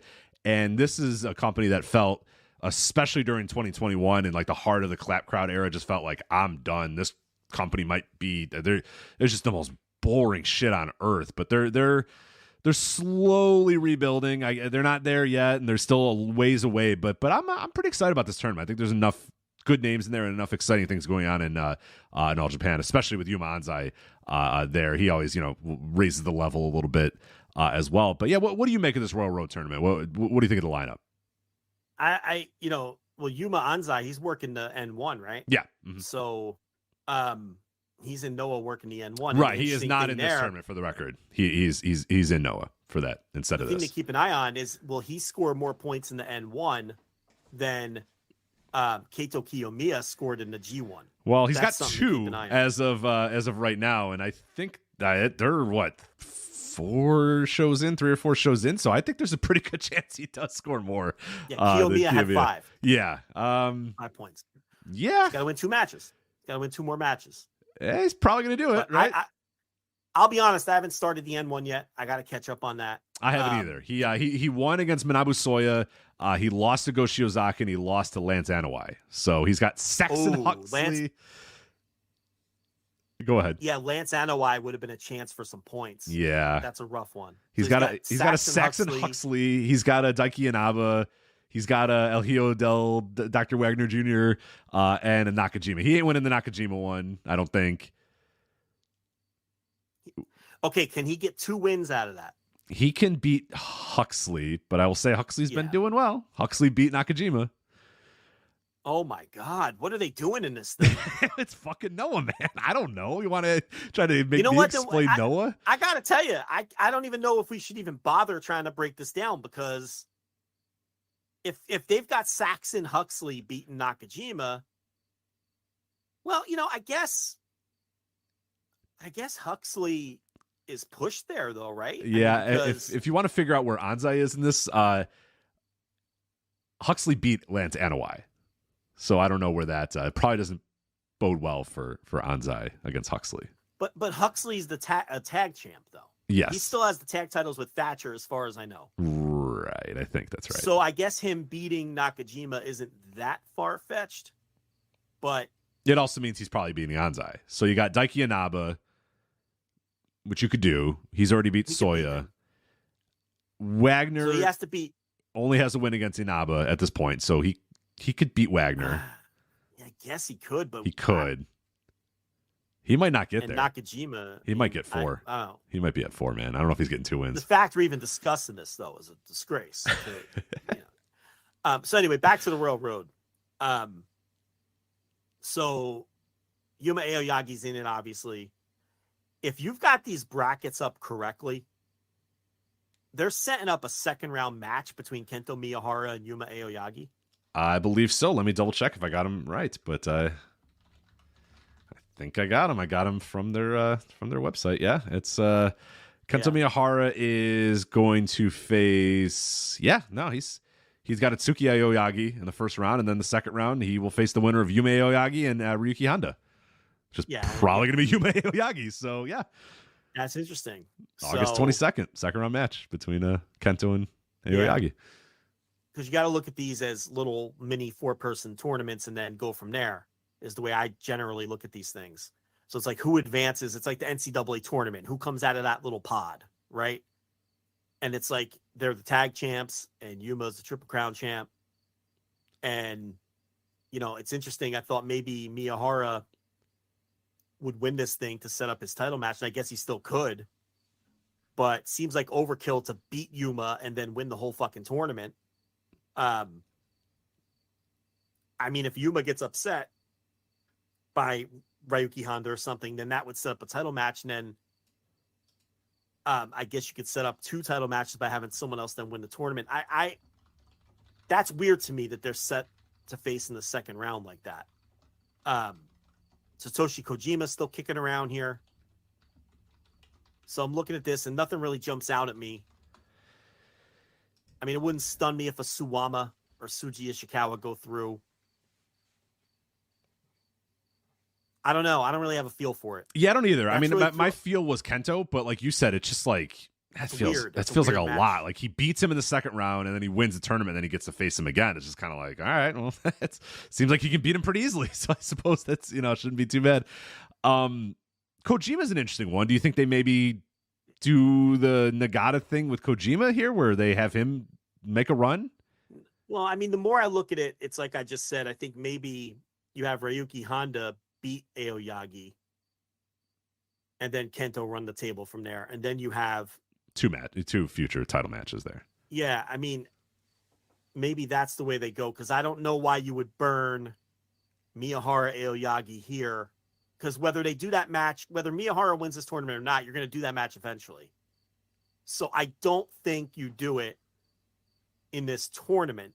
Then again, I'd have to look at the buildings they're in for each of these rounds. That's important too. And I'm not going to put in that much effort with 5 minutes left in the show. Yeah, I don't know. That sticks out like a sore thumb. I am more and more leaning towards the idea of Aoyagi losing in the first round.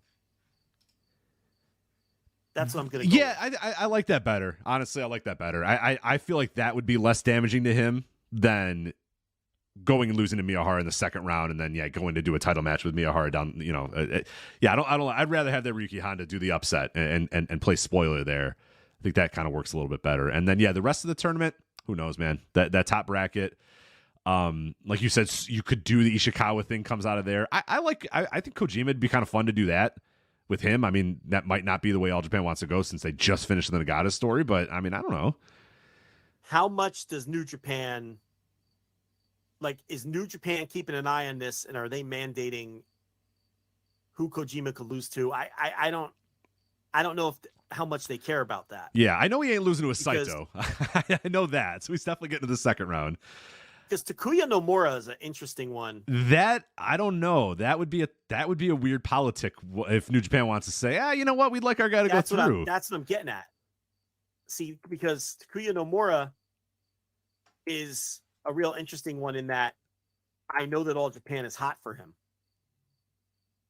And it's like, but would New Japan accept are they even paying attention to who Kojima loses to in this thing? You see what I'm saying? Yeah, I wonder. I wonder to what extent they do, especially with all Japan feels like the real, like, knock yourself out, man. Do whatever. I don't know. Like, it's probably not fair, but it does feel like there's no threat. All Japan Pro Wrestling poses absolutely. I get why they might feel threatened by certain parts of Noah because of the cyber fight money and that's and DDT the same way. It's still political though, and I could see New Japan saying he can lose to your guys, but we don't want him losing to a big Japan guy. Like that I can totally see.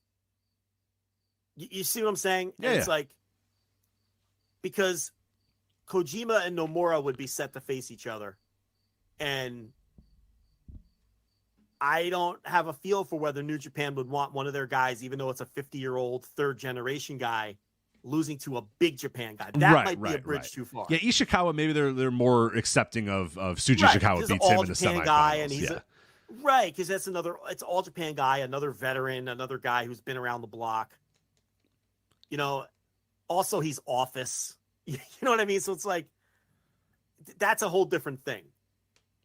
Takuya Nomura, but the thing about Takuya Nomura is All Japan, I mean, if they had it their way, he'd be working for them. Right. So, so that's an interesting little quadrant too. Tsuji Ishikawa, I would think, is getting through his, because the first round match is Ren Ayabe, and then it's Kotaro Suzuki and Dan Tamura. I think he's winning both those. Yeah, he's fine. He'll get through, and you would think that he would face. Look, we're overthinking this. Satoshi Kojima is going to beat Takuya Nomura. And he's going to face Tsuji Ishikawa in the semifinal. And then I would like to see Fuminari Abe beat Suwama, but I don't think it's going to happen. I'm with you, man. I'm with you, but I don't think that's happening either. And then it'll probably be the most boring semifinal as possible and be Kento Miyahara versus Suwama and Satoshi Kojima versus Tsuji Ishikawa. Yeah. But there's a lot of dead weight in the first round, though, so I don't know how you get around that, really. I mean, I don't know. Do you see them shocking the world and sending like a Saito through, or no, I don't see that. A Dan Tamura type? I don't see a Saito making it through. I don't know. Maybe they get crazy with the young Amore and decide to send him through. Yeah, I don't know. No, you're probably right. And August 27th, it'll be Tsuji Ishikawa versus Satoshi Kojima, and Suwama versus Kento Miyahara, and then it'll be Kento versus Tsuji Ishikawa in the finals. All right, so Gerard DiTrolio, no relation to Finn, he's in the chat, and he notes that they're all small buildings. So you're I am now more sold than ever that Honda's beating Aoyagi. Because you're not going to do Kento Miyahara and Yuma Aoyagi in a second round Royal Road match. Yeah, it's a 900 seat building or whatever. Not even. Some like 300 seater. Which is what I'm assuming the buildings are. So I'm going with that big upset. I'm going with Honda over Aoyagi. All right, let's lock it in there. And I'm going with Miyahara versus Suwama and Ishikawa versus Kojima. And hopefully we get a Miyahara Kojima final, because I think if the working shoes are on, that could be really good.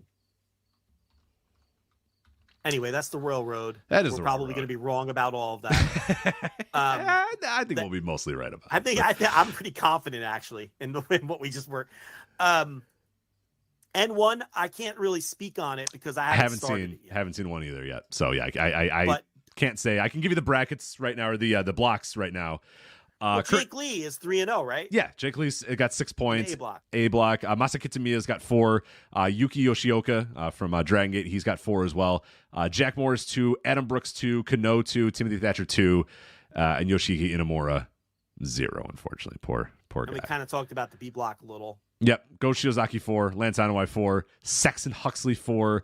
Elio Dr. Wagner Jr. 2, Manabu Soya 2, Katsuhiko Nakajima 2, Daiki Inaba 2, Yuma Anzai 2. It's so early. It's too hard to really, so we'll see. I'm looking at that A block, and I unless they're setting up Kano for a late charge, it'll probably be the B block winner beating Jake Lee in the final. Right. Saxon Huxley. Fuck it, man. Could be. Never say never with Noah, man. I'd like it to be El Hijo del Dr. Wagner Jr. Hell if I'm yeah. being honest. I Fuck love yeah. that guy. That'd rock. It's probably I love Lance that Anoa'i or something like that. They're like, we got our bloodline. we have an Anoa'i. There's a non-zero chance that's what they're thinking. I'm just saying. I'll have some of that watched by next week at least to have a better feel for it. Rich, you watched the King of Gate semis and finals. Quickly catch us up on that. Yes, real quickly. Dragongate wrapped up their King of Gate tournament on August 3rd. I watched the semifinals, both semifinals and the final. I've not seen a whole lot of the other tournament. I saw little matches here and there, not enough to give you total thoughts about all the blocks and everybody that was participating in it. But I was able to watch the semifinal and the final. The one final that there's one semifinal that I know you're going to love, and it's Big Boss Shimizu defeating Kakuta to move on to the final. 60 minutes and 37 seconds. You're going to love this match. If you go and watch this, 60 minutes and 37 seconds. 16. That's a long, 16 minutes. That would be, it's a long Big Boss Shimizu match, but 16 minutes. But I think you're going to really like this one. They beat the hell out of each other. Shimizu was like classic, great Shimizu, just, doing that shot put slam, hitting big kicks out of nowhere, hitting big, his football tackles out of nowhere. Like this was the Shimizu that a couple years ago you and I fell in love with. He was back here in this match. The crowd was hot for it. Kakuta did a good job in this one. I'm positive you're going to like this match, and it probably, when you're doing your July notebook roundup, or I guess this would be your August notebook roundup at the end of this month. If you don't get to it before that, this one I think is going to probably make your notebook. It seems right up your alley, and a really good match for people that want to check this one out. The other semifinal was Kota Minoura versus Hyo. Did not like this one as much. This was mostly just about Minoura getting through, going to the finals. Hyo attacked him before the bell and did a bunch of crowd brawling. And I was like, oh my God, I can't. After watching the G1, I was like, I cannot do crowd brawling again. They eventually got in the ring, and then the match they had just, I don't know, it just wasn't that good. So this is one that I think you could pretty safely skip if you want. Kind of boring. Minoura won in 11 minutes. It didn't feel like it was that important. It just felt like more of a definitive Minoura win to get him into the finals. But then the King of Gate final match went 14 minutes and 34 seconds, which is not long, but that's fine because it was great action and they wasted no time. Minoura got the win. He is your new King of Gate. Case Lowe wrote a great piece for us at voicesofwrestling.com talking about kind of his ebb and flow and where his career has gone and the peaks and the valleys or whatever. He looks great in this match. But man, Shimizu, the guy that I loved all those years ago, and I've been chasing that feeling for a while with him. He was so good in this match, man. He was just fantastic. And Minoura, who does feel like at times like he's lacking a little bit of charisma, in this match he saw it in big ways. And it was just, they were throwing bombs at each other really quickly on in this match, and just decided to go with that style for the rest of it here, where Big Boss is doing the shot put slam and Minoura's kicking out. And then he's doing this move and Minoura's kicking out. And he's doing this move and he's kicking out. Then Big Boss does, I think it was a lariat or whatever, and drops Minoura on his head. But then Minoura pops up and he screams. He does the fighting spirit thing a little bit. And then Shimizu knocks him down again. And it's just, then Minoura gets up and he fights off the shot put slam. And he's just, it's just really, really, really good work from these guys. And I love how it didn't go that long. I love that it was a nice compact, under 15 minutes. Minoura gets the win, kind of solidifies himself as kind of the next guy up in the company, and Shimizu shows that he can still go and he can still deliver at a big spot. But yeah, this is a really, really good final. I thought the final was really, really good. I went 4.25, probably 4.25 plus if I do say so myself, and I probably went 4 stars on the Shimizu Kakuta semifinal, and then the other semifinal just not worth your time. Not worth the rating, to be honest. But yeah, definitely check those matches out. And I know Case has sent both of us a bunch of recommendations throughout the tournament, and it's hard to go back. It's hard to go back now. I've watched the final, so it's really hard to be like, all right, let's watch this, early block King of Gate match. Like I'm probably not going to do it, and I feel bad, but I'm gonna watch all of it. I have to for the notebook roundup. The G1, man, has it sent me back. I have to watch all the King of Gate stuff. I got to catch up on the N1, which I'm probably going to put off because technically I guess that's August and I have a little more time on that. But again, then you're just falling behind again. So, man, it just never stops. We need another pandemic, I think. That was great. We caught up. We caught up quite well for that. I was able to catch up and watch everything. The only problem was the only stuff we had to watch was like Game Changer Wrestling. Yeah, it was Game Changer, 2AW, and Big Japan was all we had. But Right. And then like random, dojo, like Jeremy Wyatt and Fred Yehai wrestling in front of the students at a gym or whatever. That was a 5-star fucking match. It was. Jeremy Wyatt versus Fred Yehai. I gave that 5 stars. That was great. Great transition here. Did you watch this Derek Neal Jeremy Wyatt match from St. Louis Anarchy? I did. Not as good as the Fred Yehai one, but I did want to point out these two indie promotions that I think are doing some pretty cool stuff. Now I have this on the side TV right now.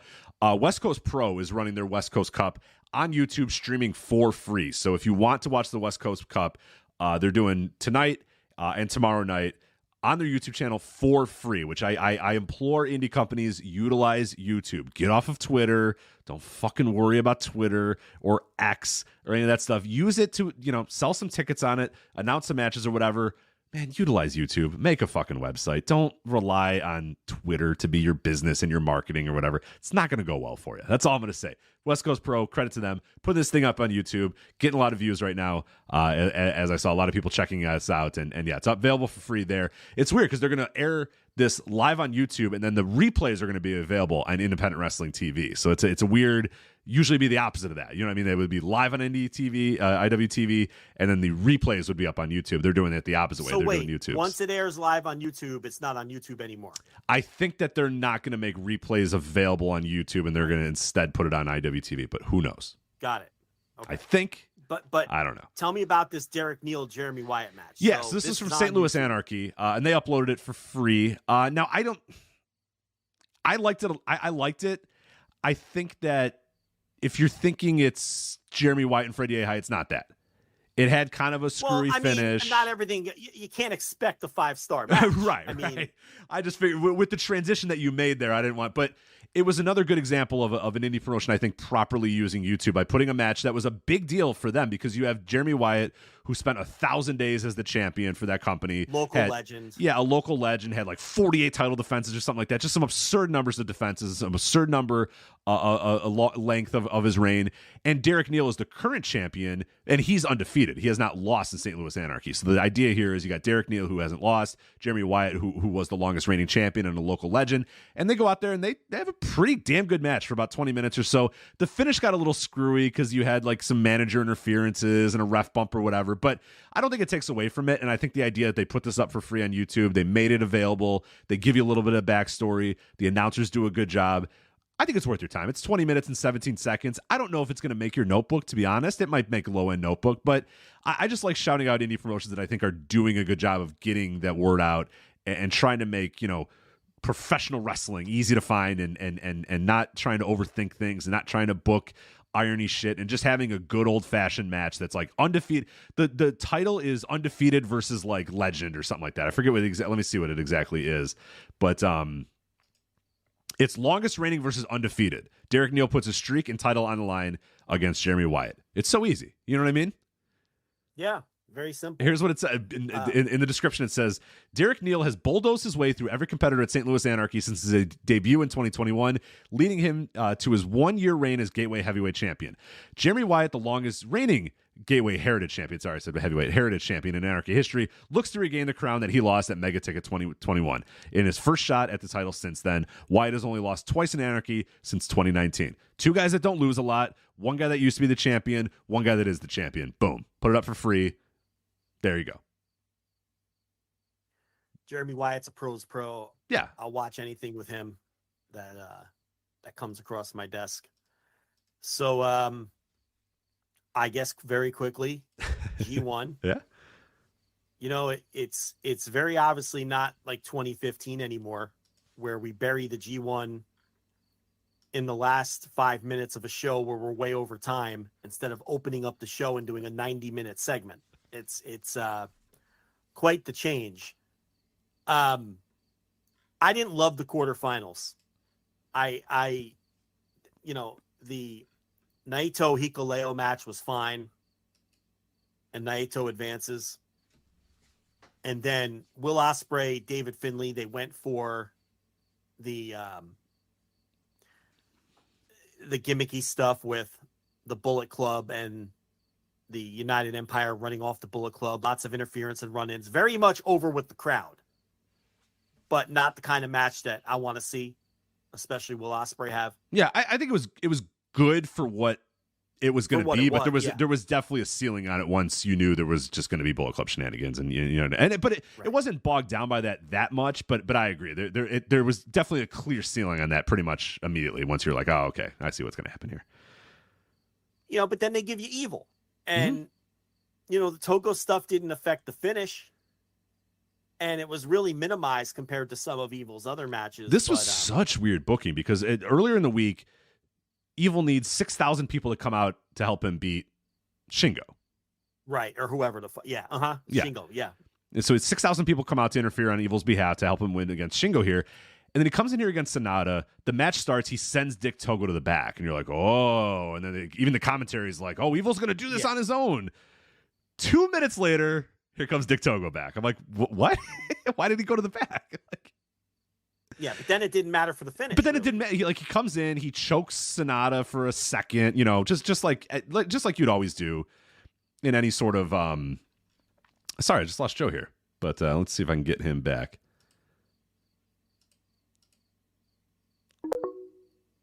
There we go. Joe, are you back? Good time to have an issue here as we're running desperately over time, but I'll just go. I'll keep going with it here. So you had Dick Togo run in and do the garrote wire, but it didn't affect the finish, which is strange. And I know the idea here is probably that Sonata had his arm taped up and that Evil, didn't need to cheat to beat him. But it just seems so strange that so much of, especially the Shingo one, just juxtapose it with the Shingo match where all these guys are running in and all these things are happening to help Evil win. And here against Sonata in a very weird match, he just kind of beat Sonata with his move. He just hit his move in the middle of the ring, and then that was it, and then he won. And so I was kind of perplexed by the way that finish played out. And then Zack and Okada I thought was good, but I really expected those guys to have a spectacular match, and it just wasn't that level. So I don't know. We're here to the finals now, and it's semifinals, finals coming over in the next couple of days. We'll try to get Joe back here, but if not, I'll just kind of give you guys the last little rundown here. But no, we have the the semifinals coming up on the 18th, and that is there we go. Joe, we got you back. I don't know. You tell me. Yep, you're back. I hear you again. So I just kind of went over how interesting it was that Evil. Yeah. Okay, so you heard, but you couldn't talk. I thought I was on, but then I tried to talk and you couldn't hear me. No. So anyway, just keep going. Okay, so 18th, Sumo Hall. Sorry, the 12th, night 18, August 12th in Sumo Hall. Will Ospreay versus Naito. And Evil versus Okada are your two semifinals. So I don't know there. I think the Ospreay Naito can go either way. Do you do Naito and Okada in Sumo Hall on the 13th? I suppose you could probably do that and be fine with that. I would probably rather do Will versus Okada at that point because I don't know. Naito and Okada still feels like something that, I don't know. There's something still important about that matchup that I don't know if I'd put in a G1 final. But hey, it'd be a hell of a G1 final if you wanted to do it. So I don't know, just as long as it's not fucking Evil. That's all I got to say about that. It's just Ospreay, Naito, don't care. Please, dear God, make it Okada. Naito, Evil, I don't think I could stand that as a Sumo Hall main event. I don't think there's any point to Evil. I mean, he already has a match now that he beats Sonata, so he's going to get the fall title challenge, so he can lose now. It doesn't really matter. The thing about Ospreay Naito is that Naito has never beaten Ospreay. So this is the perfect opportunity for Naito to kind of get the win back. So I think they're going to go Naito Okada. I think that's going to be your final, and I think Naito's going to win. The Evil match, I thought he was going to beat Sonata. Because I felt like they were going to set up, you wanted to get Sonata out of the tournament, number one. And number two, it was the perfect setup for a title match on whatever, Destruction and Bipu or whatever fucking show they do between now and Wrestle Kingdom. So it'll be Evil versus Sonata. Right. Clap, get into it. God help us all. God help us all for that one, but okay. And, but the way he won was kind of puzzling. It's true. He just beat him with his move. He just beat him with his move in the ring. He just beat him, yeah. And I guess that's the way to set up a title match, though, right? I mean, to make people think he can win. Yeah, and Okada Zack Sabre Jr. was very good, but not great. I really thought I clapped my hands together and said, "Let's get into it here for this match." And when it was over, I was like, "Yeah, that was good," but I these are two all-time greats. I really thought it was going to be another level, and it just wasn't. Okada didn't have a good tournament. I don't think he had a pretty mid mid-tier tournament by his standards, and you know, it's Okada, and you know, he's still, even his mid stuff is still pretty damn good, but I don't know, it just it didn't really land with me all that much, and Zach had some real high highs and a bunch of other matches that I didn't really, but his real highs were great. Like, he had some of my favorite matches of the entire tournament, but you know, by and large, I don't know, I kind of have the same thought that you did, like, throughout the tournament. It was just, I don't know, I there was a lot that I really, really liked about it, but it was a lot that just, I don't know,